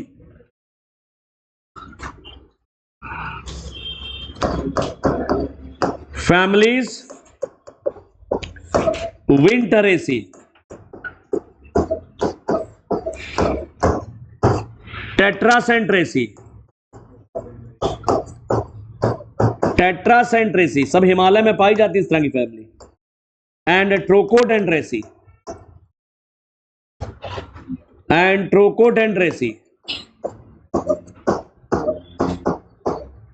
Do not have vessels. इनके पौधों में वेसल्स नहीं होती, डू नॉट हैव वेसल्स, इनमें वेसल्स नहीं होती। तो हालांकि वेसल्स एंजियोस्पर्म का कैरेक्टरिस्टिक फीचर है, लेकिन एक एक्सेप्शन भी है, अपवाद भी है। बिना अपवाद के है डबल फर्टिलाइजेशन। जितने एंजियोस्पर्म में सब में होता है डबल फर्टिलाइजेशन। अगर पूछा जाए कि इनमें से कौन सा ऐसा लक्षण है जो सारे एंजियोस्पर्म में होता है, प्रेजेंस ऑफ वेसल्स नहीं हो सकता। डबल फर्टिलाइजेशन सब जगह होता है, सारे एंजियोस्पर्म में होता है। तो वो आंसर कैरेक्टरिस्टिक फीचर वो एक्चुअल है। लिख दिया एनसीईआरटी ने, तो मैंने लिख दिया। वेसल्स का पाया जाना एंजियोस्पर्म का कैरेक्टरिस्टिक फीचर है, हालांकि कुछ फैमिलीज में वेसल्स नहीं होती, ये अपवाद भी है। वेसल का मेन फंक्शन है ट्रांसपोर्ट और कंडक्शन ऑफ वाटर। ये वाटर और मिनरल का कंडक्शन करती है, क्योंकि ये पाइप चौड़ा है थोड़ा, तो ये बेहतर करती है। Vessels are more efficient than tracheids. Vessels water और मिनरल को कंडक्ट करने में ज्यादा बेहतर होती है ट्रैकिड की तुलना में। क्यों? क्योंकि इनकी गुहा चौड़ी है। भैया एक चौड़ा पाइप है, खेत में डाल दोगे पानी फैल जाएगा इतनी जल्दी से, बहुत अच्छे से फैल जाएगा। चलो फिर से एक बार देखते हैं वेसल और ट्रैकिड को। ये थोड़ा अनयूजुअल लगता है तुम लोगों को, तो हो सकता है दोबारा पढ़ लो। ट्रैकिड्स यूनिसेल्युलर है, इलॉन्गेटेड लंबी लंबी है, ट्यूब जैसी है, प्रोटोप्लाज्म नहीं होता क्योंकि दीवार में लिग्निन जमा है, और सिरे पतले हैं, टेपरिंग एंड्स है। उधर टेपरिंग एंड्स कभी नहीं होते, टेपरिंग एंड्स है। इनकी सेल वॉल थिक है क्योंकि उसमें लिग्निन जमा है, और अंदर की गुहा काफी पतली है, नैरो ल्यूमेन है। ट्रैकिड्स की जो सेल वॉल है उसमें इनर जो लेयर होती है, ये आउटर लेयर है बाहर वाली, ये इनर लेयर है। सेल वॉल की इनर लेयर में तरह तरह के डिजाइन्स होते हैं, थिकनिंग्स होती हैं, जैसे स्पाइरल थिकनिंग, जैसे रेटिकुलेट थिकनिंग, कई तरह की थिकनिंग है, अलग अलग प्रकार होते हैं, वेरिन फॉर्म। ट्रैकिड सब जगह होती है, टेरिडो, जिम्नो और एंजियो सभी के जाइलम में मिलती है। मेन फंक्शन है ट्रांसपोर्ट और कंडक्शन ऑफ वाटर। वेसल्स जो होती है मल्टी सेलुलर होती है, ये लंबी लंबी लॉन्ग सिलेंड्रिकल बेलनाकार है, और इनकी एक सेल को कहते हैं वेसल मेंबर। लेकिन एक सेल अकेले नहीं पाई जाती, एक के ऊपर एक रखी रहती है, और दो सेल्स के बीच में कॉमन वॉल भी होती है, पार्टीशन वॉल या कॉमन वॉल, और उसमें छेद होते हैं, परफोरेशंस भी होते हैं। बाद में ये कॉमन वॉल घुल जाती है, ये भी घुल गया, ये भी घुल गया, तो ये पूरी पाइप जैसी तैयार हो जाती है। अंदर ल्यूमेन काफी चौड़ी होती है, अंदर ल्यूमेन, सेल वॉल में तो लिग्निन जमा है लेकिन ल्यूमेन काफी चौड़ी है। ये मल्टी सेल्यूलर होती हैं, लंबी बेलनाकार होती, ट्यूब जैसी हैं, बहुत सारी कोशिकाओं की बनी है, लेकिन हर एक कोशिका को वेसल मेंबर कहा जाता है। हर एक सेल, हर एक वेसल मेंबर लिग्निफाइड है, उसकी सेल वॉल, अंदर बड़ी सी कैविटी है, लार्ज कैविटी, लार्ज ल्यूमेन है, और टेपरिंग एंड्स कभी नहीं होंगे, अंडरलाइन कर लेना। ट्रैकिड वेसल में अंतर है, टेपरिंग एंड नहीं होंगे, इसमें नहीं होते, उसमें होते हैं। वेसल्स भी डेड होती है क्योंकि इनकी सेल वॉल में लिग्निन जमा है, और लिग्निन पानी को अंदर जाने नहीं देता, तो प्रोटोप्लाज्म सूख जाता है। वेसल मेंबर्स और सेल्स आर इंटरकनेक्टेड थ्रू, दो वेसल मेंबर्स यानी दो वेसल की सेल्स आपस में जुड़ी होती है कॉमन वॉल के जरिए। इस कॉमन वॉल में छेद होते हैं, परफोरेशंस होते हैं, और दो सेल्स आपस में जुड़ी होती हैं। बाद में कॉमन वॉल घुल जाती है, डिसॉल्व हो जाती है, तो ये बिल्कुल पाइप जैसी बन जाती है। Presence of vessel is a characteristic feature of angiosperm. Vessel का पाया जाना एंजियोस्पर्म का कैरेक्टरिस्टिक फीचर है, लेकिन एक दो अपवाद भी हैं, वो लिख दिया। जिम्नोस्पर्म में भी अपवाद है। नॉर्मली जिम्नोस्पर्म में वेसल नहीं होती, लेकिन जिम्नोस्पर्म का एक ऑर्डर है, उसमें होती हैं। Order Gnetales of gymnosperm, order Gnetales of gymnosperm have vessels. Order Gnetales of gymnosperms, यह भी अपवाद है। नॉर्मली जिम्नोस्पर्म में वेसल्स नहीं होती, लेकिन जिम्नोस्पर्म का एक ऑर्डर है नीटेल्स, उसमें वेसल्स होती हैं। नीटेल्स के उदाहरण है नीटम और एफिड्रा। नीटेल्स याद करना उतना पर्याप्त है, इसके उदाहरण लिखना चाहो लिख सकते हो। नीटेल्स के अंतर्गत आते हैं नीटम और एफिड्रा, इनमें वेसल्स होती हैं। नॉर्मली जिम्नोस्पर्म में वेसल्स नहीं होती। ऑर्डर नीटेल्स को छोड़ दो तो किसी भी जिम्नोस्पर्म में वेसल्स नहीं होती, केवल इसी में होती है, नीटम और एफिड्रा नीटेल्स के मेंबर है। एंजियोस्पर्म में, सभी एंजियोस्पर्म में वेसल होती हैं, इनको छोड़ के। किसी भी जिम्नोस्पर्म में वेसल नहीं होती, इनको छोड़ के। सभी एंजियोस्पर्म में वेसल होती हैं, इनको छोड़ के। वेसल का काम क्या हो गया? Conduction of water and minerals. चलो हम बोलेंगे ट्रैकिड, तुम वेसल का बताना क्या है। ट्रैकिड यूनिसेल्युलर है, वेसल मल्टी सेल्युलर। ट्रैकिड्स के सिरे टैपरिंग होते हैं, वेसल के सिरे टैपरिंग नहीं होते, वेसल के सिरे टैपरिंग नहीं होते। ट्रैकिड्स जो होती हैं, कहते हैं कि ये विकास में पहले आई, क्योंकि जिम्नोस्पर्म पहले आए थे पौधे, तो ट्रैकिड पहले दुनिया में आ गई थी, प्रिमिटिव होती हैं। वेसल्स का जन्म बाद में हुआ है, वो एडवांस है, क्योंकि एंजियोस्पर्म पौधे बाद में आए हैं, जिम्नोस्पर्म पहले आ गए थे। ट्रैकिड्स की ल्यूमेन नैरो होती है, वेसल्स की ल्यूमेन वाइड होती है। ट्रैकिड्स में परफोरेशन और क्रॉस वॉल्स नहीं होती, इनमें क्रॉस वॉल्स, कॉमन वॉल्स या पार्टीशन वॉल्स और परफोरेशन। ये आ चुका सवाल, पार्टीशन वॉल और परफोरेशन होते हैं। हर एक वेसल सेल को क्या कहते हैं? Vessel member. ट्रैकिड की सेल वॉल की इनर लेयर में तमाम तरह के डिजाइन होते हैं जो वेसल्स में नहीं होते हैं। ट्रैकिड और वेसल दोनों ही लिग्निन के जमा होने से डेड सेल्स होती हैं। ये मैकेनिकल सपोर्ट मजबूती तो देती हैं, लेकिन इनका मेन काम है conduction of water and. Vessels और ट्रैकिड में कौन बेहतर तरीके से वाटर का कंडक्शन करेगा? वेसल्स करती हैं, क्योंकि अंदर ल्यूमेन चौड़ी है, चौड़ा पाइप है। ये फोटो लेना चाहो ले लो। चलो अब हम लोग आते हैं next,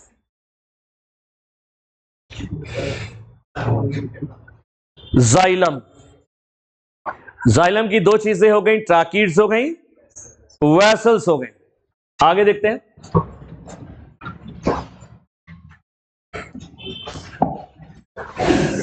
xylem fibres. Xylem fibres जो होते हैं ये हाईली थिकेंड होते हैं, काफी लिग्निन जमा है इनकी दीवारों में, एंड ऑब्लिटरेटेड सेंट्रल ल्यूमेन। इधर देखो, ये जो जाइलम फाइबर है लंबे लंबे पतले पतले हैं, लिग्निन इतना जमा हो जाता है कि अंदर की ल्यूमेन बंद हो जाती है। ल्यूमेन कैसी हो गई? ल्यूमेन बंद हो गई, लिग्निन इतना जमा हो गया कि ल्यूमेन क्या हो गई इनकी, ल्यूमेन ऑब्लिटरेट हो जाती, क्लोज हो जाती है। ये बहुत लंबे लंबे पतले पतले हैं, हाईली थिकेंड वॉल्ड है, लिग्निन जमा होने से ऑब्लिटरेटेड यानी क्लोज्ड। सेंट्रल ल्यूमेन, बीच की गुहा बंद हो गई, अंदर गुहा एकदम पतली एकदम बंद हो चुकी है, ऑब्लिटरेटेड ल्यूमेन, ऑब्लिटरेटेड ल्यूमेन। इनके बीच में सेप्टा भी पाए जाते हैं, किसी किसी में होते हैं, किसी किसी में नहीं होते हैं। तो फाइबर सेप्टेड भी हो सकते हैं और ए सेप्टेड भी हो सकते हैं। बेकार पॉइंट। ये तो हो गया जाइलम फाइबर। इनके भी सिरे पॉइंटेड होते हैं, टेपरिंग या पॉइंटेड एंड्स होते हैं।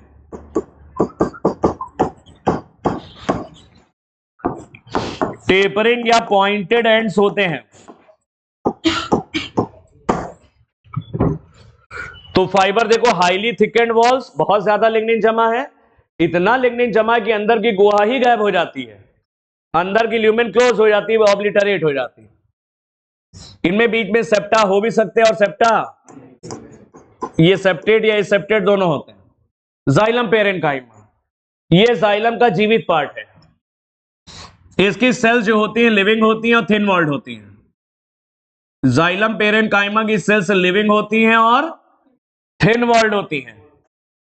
जैसे नॉर्मल पेरेन्काइमा था, सेल वॉल सेल्यूलोज की बनी है, पतली होती है सेल वॉल और सेल्यूलोज की बनी है। जैसे पेरेन्काइमा का काम है भोजन को जमा करना, इसका भी काम है स्टोर फूड मटेरियल, ये भी भोजन को जमा करता है। भोजन को जमा करता है स्टार्च के रूप में या फैट के रूप में या टैनिन्स के रूप में। तो जाइलम पेरेन्काइमा में भोजन जमा होता है। अरे पेरेन्काइमा का मेन फंक्शन ही है स्टोरेज ऑफ फूड, तो जाइलम पेरेन्काइमा का भी सेम फंक्शन है, ये भोजन को जमा करता है, स्टार्च फैट या टैनिन्स के रूप में जमा कर लेता है। जो चौड़े चौड़े तने हो जाते हैं उनमें किनारों तक पानी कौन पहुंचाएगा? अरे ऊपर तक तो वेसल्स और ट्रैकिड ले जा रही है, जाइलम ट्रैकिड और वेसल नीचे से पानी ऊपर ले जा रही है, लेकिन जो चौड़े तने हैं उनमें किनारों तक पानी पहुंचाना, ये इनका काम होता है। ये रेडियल कंडक्शन करती है वाटर का, चौड़े चौड़े तनों में किनारों तक पानी पहुंचाने का काम करती है। Radial conduction of water takes place by ray parenchyma, तब इनका नाम बदल जाता है, तब इन्हें रे पेरेन्काइमा कहते हैं। जाइलम पेरेन्काइमा को रे पेरेन्काइमा भी कहा जाता है। ये चौड़े चौड़े तनों में किनारों तक पानी पहुंचाती है, चारों दिशाओं में, इधर भी इधर भी इधर भी। तो ये रे parenchyma, radial conduction of water. तो आमतौर पे देखा लगभग सभी का फंक्शन वाटर का कंडक्शन है। तो जाइलम में 4 तरह की सेल्स हैं, xylem vessel, xylem tracheid, xylem vessels, xylem fibre और जाइलम पेरेन्काइमा। ये कॉम्प्लेक्स परमानेंट टिश्यू क्यों? क्योंकि 4 तरह की सेल हो गई, लेकिन सारी सेल्स मिलकर के यूनिट की तरह काम करती हैं और सभी का लगभग फंक्शन है कंडक्शन ऑफ वाटर। कोई ऊपर ले जा रहा, कोई किनारे ले जा रहा। अब जरा देखो, जाइलम जो होता है 2 प्रकार का होता है, एक प्रोटोजाइलम होता है और एक मेटाजाइलम होता है। जाइलम 2 प्रकार का है, एक प्रोटोजाइलम है और एक मेटाजाइलम। प्रोटोजाइलम छोटा होता है लेकिन मैच्योर होता है, स्मॉल बट मैच्योर, ये मैच्योर होता है। मेटाजाइलम साइज में बड़ा होता है, मेटाजाइलम में वेसल्स बड़ी होती हैं, लार्ज बट यंग होता है। बड़े भैया साइज में छोटे हैं और छोटे भैया साइज में बड़े हैं। प्रोटोजाइलम छोटा है, इसमें जाइलम वेसल्स छोटी होती हैं, लेकिन ये पहले बनता है। प्रोटो का मतलब पहले, मेटाजाइलम की वेसल का साइज तो बड़ा है लेकिन ये बाद में बनता है, फॉर्म्ड आफ्टर प्रोटोजाइलम। प्रोटोजाइलम की पोजीशन के हिसाब से दो कंडीशंस देखने को मिलती हैं, तने में एंडार्क और रूट में एक्सार्क कंडीशन। इस प्रोटोजाइलम की वजह से होती हैं। इधर देखना, स्टेम में क्या होता है, स्टेम को अगर देखोगे, स्टेम का तुम सेक्शन काटो, तुमने सनफ्लावर स्टेम का सेक्शन काटा तो स्टेम में तुम्हें वेस्कुलर बंडल ऐसे दिख रहा है, स्टेम में तुम्हें नजर आया वेस्कुलर बंडल ढेर सारे होते हैं रिंग में, स्टेम में वेस्कुलर बंडल रिंग में होते हैं। ये प्रोटोजाइलम यहां पर होता है, इधर मेटाजाइलम, मेटाजाइलम परिधि की तरफ, प्रोटोजाइलम किधर है, सेंटर। जब प्रोटोजाइलम सेंटर पर होता है तो ये कंडीशन कहलाती है endarch, protoxylem in the centre. अगर आज का लेक्चर नहीं पढ़ो तो कल का समझ नहीं आएगा, आज पढ़ रहे तो कल देखना कितना इजी लगेगा। प्रोटोजाइलम सेंटर पर है, पित की तरफ, इधर पित है, प्रोटोजाइलम सेंटर की तरफ है, ये कंडीशन कहलाती एंडार्च। एंडार्च कंडीशन स्टेम्स में होती है, both monocot and dicot stem, दोनों स्टेम में होती है एंडार्च कंडीशन। मोनोकॉट और डाइकॉट स्टेम में एंडार्च कंडीशन, इसका मतलब प्रोटोजाइलम किधर है, सेंटर की तरफ है। इन stems protoxylem lies toward the centre, पित की तरफ, and metaxylem lies toward the periphery, metaxylem किनारे की तरफ है, परिधि की तरफ है, परिधि पेरिफेरी। तुम प्रोटोजाइलम को याद रखो, मेटाजाइलम को भूलो। प्रोटोजाइलम जब सेंटर पर होता है तब ये कंडीशन एंडार्च कहलाती है। ये तुम्हें मोनोकॉट और डाइकॉट स्टेम दोनों में नजर आएगी, प्रोटोजाइलम बीच में है। और रूट में क्या होता है, रूट का वेस्कुलर बंडल कुछ ऐसा होता है, रूट में प्रोटोजाइलम ये है और मेटाजाइलम इधर है।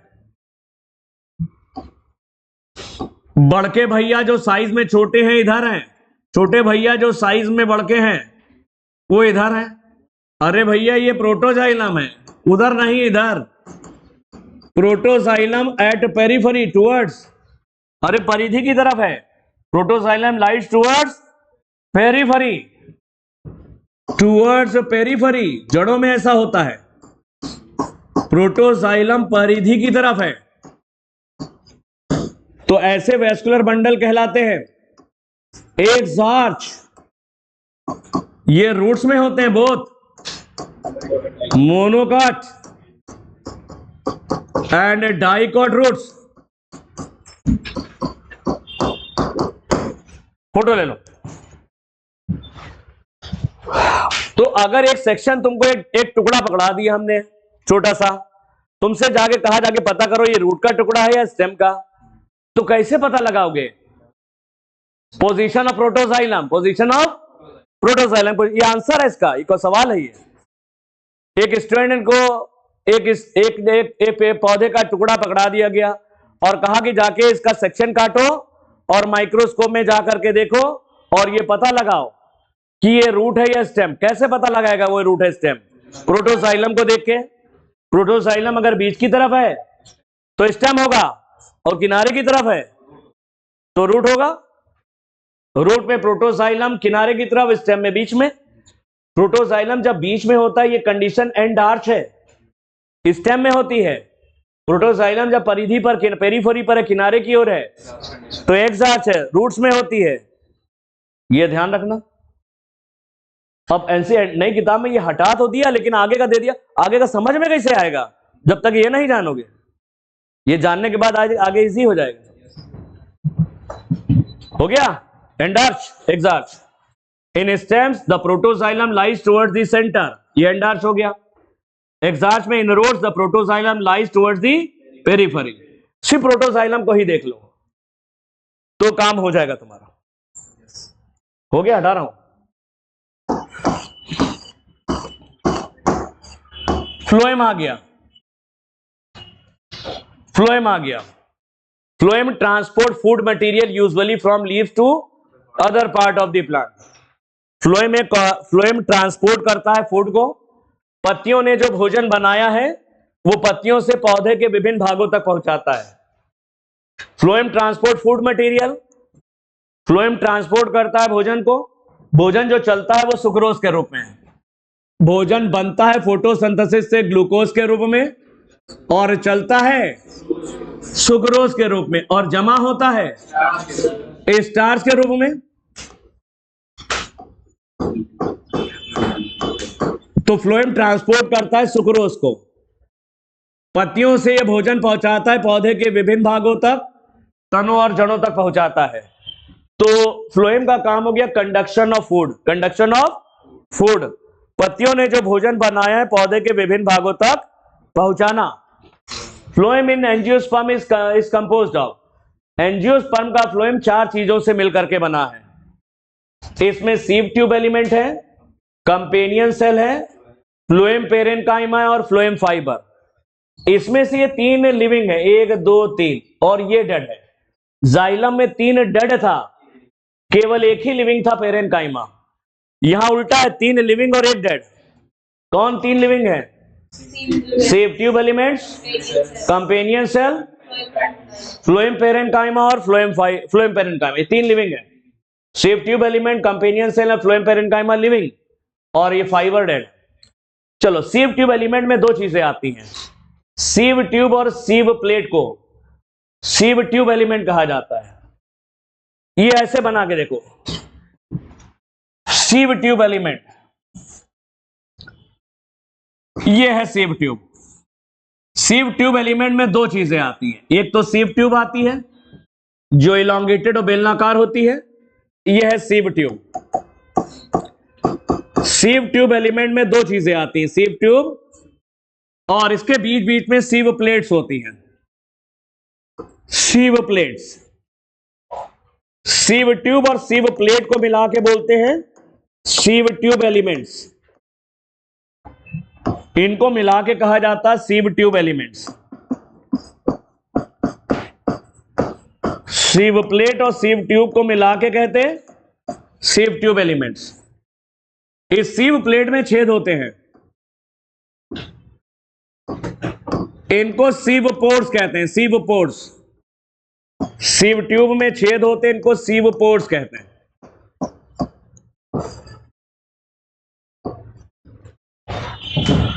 तो आज आगे पढ़ते हैं। Sieve tube elements are long, sieve tube elements long होते हैं, ट्यूब जैसे स्ट्रक्चर है। सीव ट्यूब एलिमेंट्स यानी सीव ट्यूब की बात कर रहा है, लंबी ट्यूब जैसे होते हैं और अरेंज्ड लॉन्गिट्यूडनली। पौधे में ऐसे लगे रहते हैं लंबाई में, पौधे में ऐसे नहीं लगे रहते हैं, हॉरिजॉन्टल नहीं लगी होती, जैसे लंबा लंबा पौधा ऐसे लगे रहती है। तो पौधों के अंदर होती है लॉन्गिट्यूडनली अरेंज्ड होती हैं, पौधे की लंबाई में ऐसे ऐसे लगी रहती है sieve tube. They are associated with companion cell, their end walls are perforated in a sieve like manner. इनके जो सिरे होते हैं सीव ट्यूब के, इनमें छेद होते हैं to form the sieve plate, और ये सी प्लेट बनाती है। Their end walls are perforated in a sieve like manner, ये है सीव ट्यूब। इसके एंड वॉल्स यानी किनारे की तरफ छेद होते हैं, परफोरेशंस होते हैं, जैसे छलनी की तरह, सीव की तरह, सीव की तरह, छलनी की तरह छेद होते हैं, और ये बनाती हैं सीव प्लेट। ये इनके सिरों को बोलते हैं सी प्लेट, या सिंपल भाषा में जो मैं तुम्हें बता रहा हूं एनसीईआरटी की भाषा है। सीव ट्यूब एलिमेंट ये में 2 चीजें होती हैं, सीव ट्यूब और सी प्लेट, सीव ट्यूब और सी प्लेट, इनको मिला के बोलते हैं सीव ट्यूब एलिमेंट। ये एक सीव ट्यूब है जो लंबी है, इलॉन्गेटेड है, पौधे की लंबाई में ऐसे लगी रहती है, ट्यूब लाइक होती हैं। इनके सिरे पर पाई जाती हैं सीव प्लेट्स, और इन सीव प्लेट में छेद होते हैं, इनको सीव पोर्स कहते हैं। ये छेद बिल्कुल छलनी जैसे होते हैं, सीव लाइक, जैसे छलनी के छेद होते हैं। सीव ट्यूब जुड़ी रहती है कंपेनियन सेल से, सीव ट्यूब के साथ चिपकी रहती है एक या अनेक, सीव ट्यूब के साथ जुड़ी रहती है एक या अनेक कंपेनियन सेल जुड़ी रहती है। एक मैच्योर सीव ट्यूब में बड़ी सी वैक्यूल होती है, जैसे कि साइटोप्लाज्म किनारे चला जाता है। एक मैच्योर सीव ट्यूब में बड़ी सी वैक्यूल होती है, लार्ज वैक्यूल होती है, जिससे कि साइटोप्लाज्म इसका किनारे भाग जाता है, और इसमें न्यूक्लियस नहीं होता। सीव ट्यूब के अंदर, मैच्योर सीव ट्यूब में कोई न्यूक्लियस नहीं होता, नो न्यूक्लियस। तो सीव ट्यूब की एक्टिविटी को कंट्रोल करता है कंपेनियन सेल का न्यूक्लियस।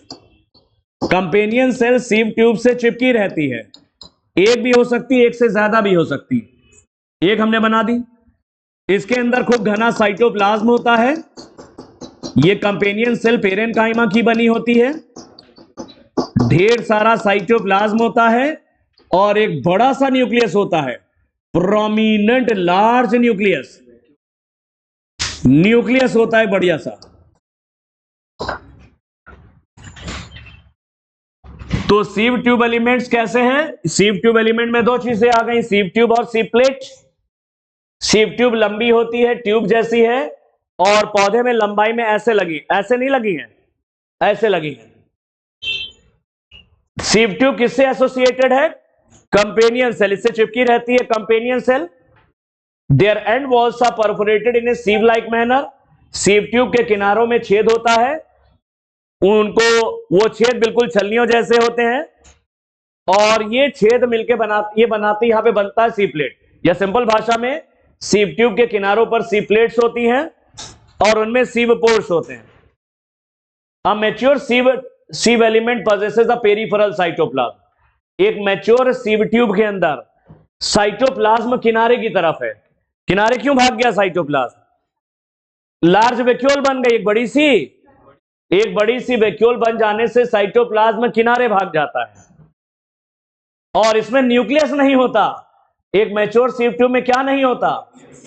न्यूक्लियस नहीं होता।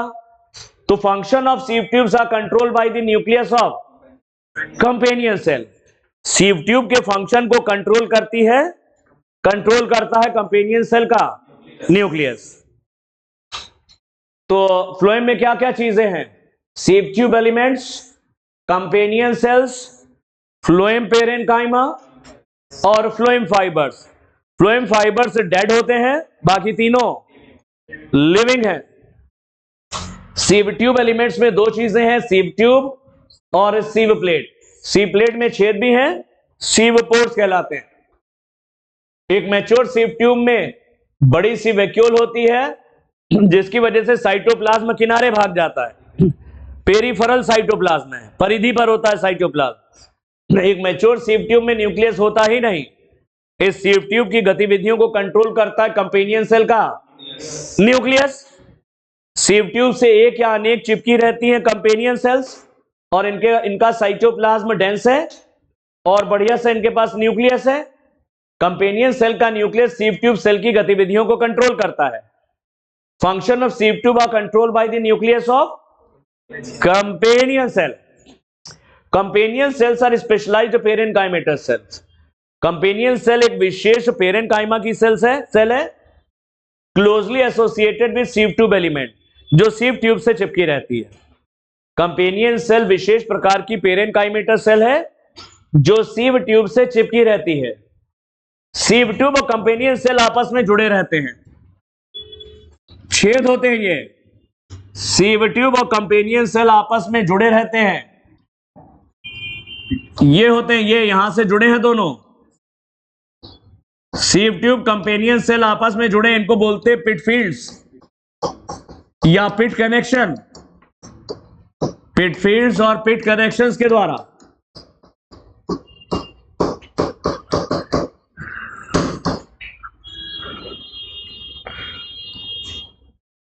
सीव ट्यूब और कंपेनियन सेल आपस में जुड़े रहते हैं। ये एक तरह के प्लाज्मोडेस्मेटा जैसे हैं। Sieve tube elements and companion cells are connected by pit fields. ये वाला इंपॉर्टेंट है, ये लास्ट लाइन बहुत इंपॉर्टेंट इसकी, कंपेनियन सेल की। अब फोटोसिंथेसिस होती है पौधे में, तो ग्लूकोज बनता है। यह ग्लूकोज कन्वर्ट हो जाता है सुक्रोज में। बनता है भोजन ग्लूकोज के रूप में और चलता है सुक्रोज के रूप में। सबसे पहले सुक्रोज सीव कंपेनियन सेल में आता है, क्योंकि इसके पास न्यूक्लियस है। सबसे पहले सुक्रोज किसमें लोड होता है, किसमें आता है?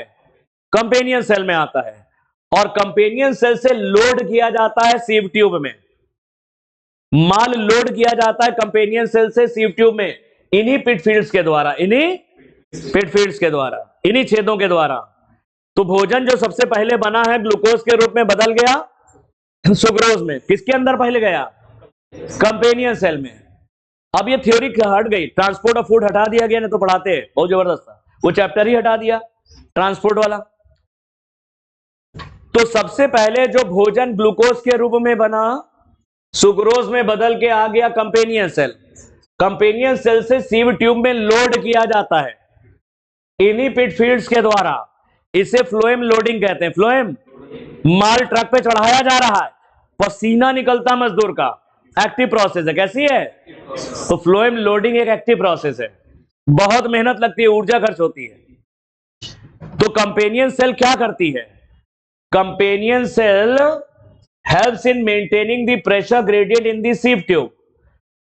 कंपेनियन सेल सुक्रोज को पिट फील्ड्स के द्वारा सीव ट्यूब में लोड करती है। कंपेनियन सेल सुक्रोज को कहां डाल रही है? पिट फील्ड्स के द्वारा सीव ट्यूब में। इसे फ्लोएम लोडिंग एक्टिव प्रोसेस है। भोजन के आने से यहां प्रेशर बढ़ जाता है। भोजन के आने से यहां प्रेशर बढ़ जाता। मान लो ये पत्ती की सीव ट्यूब है, पत्ती की सीव ट्यूब में भोजन आ गया, क्योंकि पत्ती ने भोजन बनाया है, तो पत्ती की सीव ट्यूब में भोजन आ गया, तो यहां पे प्रेशर बढ़ गया। अभी रूट के फ्लोएम की सीव ट्यूब में भोजन नहीं है, पत्ती के फ्लोएम की सीव ट्यूब में भोजन आ गया, रूट के फ्लोएम की सीव ट्यूब में भोजन अभी नहीं है। भोजन रहने से यहां प्रेशर ज्यादा है, वहां प्रेशर कम है। भोजन हमेशा ज्यादा प्रेशर से कम प्रेशर की तरफ भागता है। तो अगर यहां पे भोजन कम होने लगेगा तो कंपेनियन सेल इन पिट फील्ड्स के द्वारा भोजन को लगातार सीव ट्यूब में डाल के जो प्रेशर ग्रेडियंट है उसको बनाए रखती है। यहां हमेशा प्रेशर ज्यादा रहेगा और रूट की सीव ट्यूब सेल में प्रेशर हमेशा कम रहेगा। तो हमेशा भोजन पत्ती की सीव ट्यूब से रूट की सीव ट्यूब की तरफ जाता रहेगा, जाता रहेगा और जाता रहेगा। भोजन का जो मूवमेंट होता है हाई प्रेशर से low pressure, along pressure gradient. Along pressure gradient मतलब ज्यादा प्रेशर से। तो यहां पर पत्ती की सीव ट्यूब सेल में प्रेशर ज्यादा कैसे बनता है? कंपेनियन सेल लगातार भोजन डालती रहती है इसके अंदर, ज्यादा भोजन जाने से इसका प्रेशर हमेशा ज्यादा बना रहता है। ये लाइन बहुत important. Companion cells help in maintaining pressure gradient in the सीव tube. ये पत्ती की सीव ट्यूब में लगातार भोजन को डाल करके उसके प्रेशर को बनाए रखती है। हमेशा पत्ती की सीव ट्यूब का प्रेशर ज्यादा रहेगा और रूट के फ्लोएम की सीव ट्यूब का प्रेशर कम रहेगा। इसीलिए भोजन पत्ती की सीव ट्यूब से किधर जाता है? रूट की से। अलोंग प्रेशर ग्रेडियंट मतलब ज्यादा प्रेशर से कम प्रेशर की तरफ। ये थ्योरी है, खत्म हो गई, तुम्हारे सिलेबस से हट गई, लेकिन बता दिया क्योंकि ये पॉइंट आ रहा है। लगातार भोजन को डालती है सीव ट्यूब के अंदर कंपेनियन सेल इन्हीं पिट फील्ड्स के द्वारा। भोजन के अंदर डालने से सीव ट्यूब के अंदर प्रेशर बढ़ जाता है, तो प्रेशर ग्रेडियंट को बनाए रखने में ये कंपेनियन सेल, सीव ट्यूब के अंदर प्रेशर ग्रेडियंट को मेंटेन रखने में ये कंपेनियन सेल मदद करती है। तो दो हो गया, सीव ट्यूब एलिमेंट हो गया और कंपेनियन सेल। फोटो ले लो, मिटा रहे हैं। अब आएंगे दो चीजें, फ्लोएम फाइबर और phloem parenchyma. Phloem parenchyma, phloem fibre.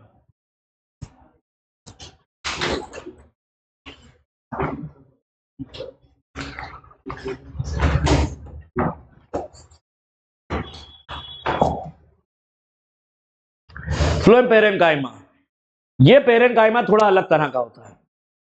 ये पेरेन्काइमा लंबी लंबी सेल का बना, नॉर्मली पेरेन्काइमा आइसोडायमेट्रिक होता है, लेकिन ये पेरेन्काइमा थोड़ा अलग तरह का है। फ्लोएम पेरेन्काइमा ये लंबी लंबी इलॉन्गेटेड सेल से बना है और इनके सिरे पतले हैं। ये पेरेन्काइमा बड़ा अजीब टाइप का है। ये लंबी लंबी इलॉन्गेटेड सेल से मिलकर के बना है। टेपरिंग सिलिंड्रिकल सेल, टेपरिंग होती हैं, ये बेलनाकार कोशिकाएं हैं और इनके सिरे कैसे हैं? टेपरिंग है। टेपरिंग एंड्स तुमने तीन जगह देखे, ट्रैकिड में भी देखे, जाइलम फाइबर में भी देखे, और यहां पर भी टेपरिंग एंड्स हैं। टेपरिंग यानी सिरे पतले हैं। नॉर्मली पेरेन्काइमा गोल और आइसोडायमेट्रिक सेल से बना होता है, लेकिन ये पेरेन्काइमा थोड़ा अलग है। फ्लोएम पेरेन्काइमा ये लंबी लंबी टेपरिंग सिलिंड्रिकल सेल से बना है। इनके अंदर खूब सारा साइटोप्लाज्म होता है, घना साइटोप्लाज्म है, और इसमें बढ़िया सा न्यूक्लियस भी है।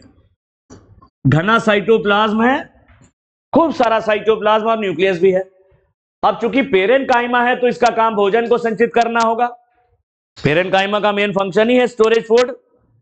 तो फ्लोएम पेरेनकाइमा स्टोर करता है फूड मटेरियल और दूसरे पदार्थ, ये भोजन को यानी सुक्रोज को जमा करता है स्टार्च के रूप में, और दूसरी चीजें भी जमा करता है जैसे रेजिन, लेटेक्स, म्यूसिलेज, इन सबको भी जमा करता है। तो फ्लोएम पेरेनकाइमा बाकी पेरेनकाइमा की तरह भोजन को संचित करता है। भोजन के अलावा ये दूसरी चीजें जैसे रेजिन, लेटेक्स और म्यूसिलेज, इनको भी जमा करता है। ये वाला पॉइंट याद कर लेना। दो फ्लोएम पेरेनकाइमा की सेल्स आपस में जुड़ी रहती हैं प्लाज्मोडेस्मेटा के थ्रू। तो ढेर सारे प्लाज्मोडेस्मेटा होते हैं। Cell wall is composed of cellulose. Parenchyma है तो सेल वॉल थिन होंगी और सेल्यूलोज की बनेंगी होंगी, क्योंकि पेरेनकाइमा ऐसा ही होता है। सेल वॉल कंपोज होती है सेल्यूलोज की and has pits through which plasmodesmatal connection exist between the cell.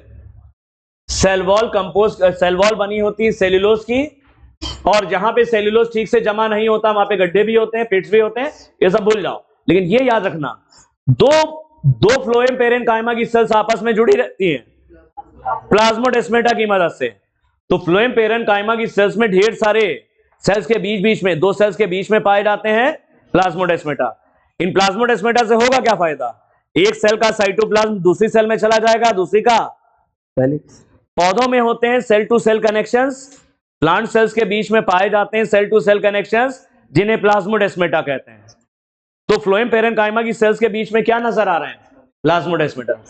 तो फ्लोएम पेरेनकाइमा फिर से देखो, phloem parenchyma is made up of elongated, लंबी लंबी टेपरिंग सिलिंड्रिकल सेल से बना है, और घना साइटोप्लाज्म, और इनमें न्यूक्लियस भी है, बढ़िया सा न्यूक्लियस भी है। टेपरिंग एंड से सेल्स के दो सेल वॉल सेल्यूलोज की बनी, क्योंकि लिविंग होता है, ये पेरेनकाइमा है, लिविंग है। सेल वॉल सेल्यूलोज की बनी है, और इसमें गड्ढे हो सकते हैं छोटे छोटे, जहां पे सेल्यूलोज ठीक से जमा नहीं होगा वहां गड्ढे भी बन सकते हैं, छोड़ दो। लेकिन दो फ्लोएम पेरेनकाइमा की सेल्स के बीच में ढेर सारे प्लाज्मोडेस्मेटल कनेक्शन पाए जाते हैं। एक सेल का साइटोप्लाज्म दूसरे में, दूसरे से पहली में आ सकता है। ये पेरेनकाइमा है तो ये भोजन को संचित करेगा स्टार्च के रूप में। इसके अलावा ये रेजिन, लेटेक्स और म्यूसिलेज को भी जमा करता है। फ्लोएम पेरेनकाइमा कभी नहीं पाया जाता मोनोकॉट में। फ्लोएम पेरेनकाइमा मोनोकॉट में और क्या नहीं था इससे पहले? Collenchyma is never found in monocot stem and root. Collenchyma भी मोनोकॉट में नहीं है, और फ्लोएम पेरेनकाइमा भी मोनोकॉट में नहीं है। कोलेनकाइमा भी मोनोकॉट में नहीं होता, और फ्लोएम पेरेनकाइमा भी नहीं होता। लास्ट आता है फ्लोएम फाइबर्स। फ्लोएम फाइबर्स को बास्ट फाइबर कहते हैं। Bast are made up of sclerenchymatous से, ये स्क्लेरेनकाइमा के बने हैं। स्क्लेरेनकाइमा के बने हैं तो इनमें क्या होगा? लिग्निन जमा होगा। स्क्लेरेनकाइमा के बने हैं तो क्या जमा होगा? लिग्निन जमा होगा। फ्लोएम फाइबर्स पतले पतले होते हैं, जाइलम फाइबर की तरह, इनके सिरे नुकीले होते हैं, और ये केवल सेकेंडरी फ्लोएम में होते हैं, प्राइमरी फ्लोएम में नहीं होते। प्राइमरी फ्लोएम तो वो होता है जब पौधा नया नया तैयार हुआ है, और सेकेंडरी फ्लोएम सेकेंडरी ग्रोथ के बाद बनता है लेटरल मेरिस्टेम से। केवल डाइकॉट रूट और डाइकॉट स्टेम में होती है सेकेंडरी ग्रोथ, वहां पर बनता है। देखो, फ्लोएम पेरेनकाइमा प्राइमरी फ्लोएम में नहीं होता। प्राइमरी सेकेंडरी फ्लोएम में क्या अंतर है? वो फ्लोएम जो पौधे में शुरू में बनता है वो प्राइमरी है, जो सेकेंडरी ग्रोथ के बाद बनता है लेटरल मेरिस्टेम से, वो सेकेंडरी फ्लोएम होता है। सेकेंडरी ग्रोथ के बाद बनता है, जब जड़ें और तने चौड़े हो रहे हैं तब सेकेंडरी फ्लोएम बनता है। उस सेकेंडरी फ्लोएम के अंदर होते हैं ये। सेकेंडरी ग्रोथ में कहां नजर आती है? सेकेंडरी ग्रोथ में dicot root, dicot stem, gymnosperm root, gymnosperm stem यहां होती है। सेकेंडरी ग्रोथ लेटरल मेरिस्टेम के माध्यम से होती है। जड़ और तने चौड़े होते हैं, इसमें जड़ और तने चौड़े हो जाते हैं, लेकिन केवल dicot root, dicot stem, gymnosperm root, gymnosperm stem यहां होती है। तो ये फ्लोएम फाइबर प्राइमरी फ्लोएम में नहीं होता जो शुरू में होता है, सेकेंडरी ग्रोथ के बाद जो सेकेंडरी फ्लोएम बनता है उसमें पाया जाता है। फ्लोएम फाइबर को बास्ट फाइबर कहते हैं। ये स्क्लेरेनकाइमा के बने, लिग्निन के, तो ये डेड सेल्स हैं। कैसे हैं ये? लिग्निन जमा है तो डेड सेल्स है, प्रोटोप्लाज्म सूख जाएगा, ये डेड सेल्स हैं। ये केवल सेकेंडरी फ्लोएम में पाए जाते हैं, ये बहुत लंबे होते हैं, लॉन्गेस्ट प्लांट सेल है ये। अगर पूछा जाए लॉन्गेस्ट प्लांट सेल तो फ्लोएम फाइबर भी होते हैं, फ्लोएम फाइबर ही होते हैं। लॉन्गेस्ट एनिमल सेल में तो न्यूरॉन्स है, नर्व। लॉन्गेस्ट प्लांट सेल में फ्लोएम फाइबर है, मच इलोंगेटेड होते हैं, बहुत लंबे होते हैं। अनब्रांच, इनमें शाखाएं नहीं होती। एंड हैव पॉइंटेड और नीडल लाइक अपाइसेस, सुई जैसे नुकीले सिरे होते हैं। नीडल लाइक अपाइसेस, सुई जैसे सिरे हैं। इनके सिरे कैसे हैं? नीडल लाइक अपाइसेस है, pointed. At maturity these fibre become dead. अरे लिग्निन जमा होने के बाद ये डेड हो जाते हैं। जब लिग्निन जमा होता है तब ये डेड हो जाते हैं। तो फ्लोएम फाइबर्स को बास्ट फाइबर्स कहते हैं। ये स्क्लेरेनकाइमा के बने होते हैं, यानी इनकी सेल वॉल में लिग्निन जमा होता है तो ये डेड सेल्स हैं। फ्लोएम में 3 लिविंग है ऊपर के, बाकी यही अकेले डेड हैं। जाइलम में 3 डेड थे, 1 लिविंग था। जाइलम पेरेनकाइमा लिविंग था। ये केवल सेकेंडरी फ्लोएम में पाए जाते, प्राइमरी फ्लोएम में नहीं होते। ये मच इलोंगेटेड, बहुत लंबे होते हैं, अनब्रांच शाखाएं नहीं होती, और पॉइंटेड नीडल लाइक अपाइसेस, इनके सिरे बिल्कुल सुई जैसे नुकीले होते हैं। At maturity these fibre become dead, जब इनमें लिग्निन जमा हो जाता तो ये इनमें मर जाते हैं, इनकी डेथ हो जाती। फ्लोएम फाइबर्स के उदाहरण है जूट।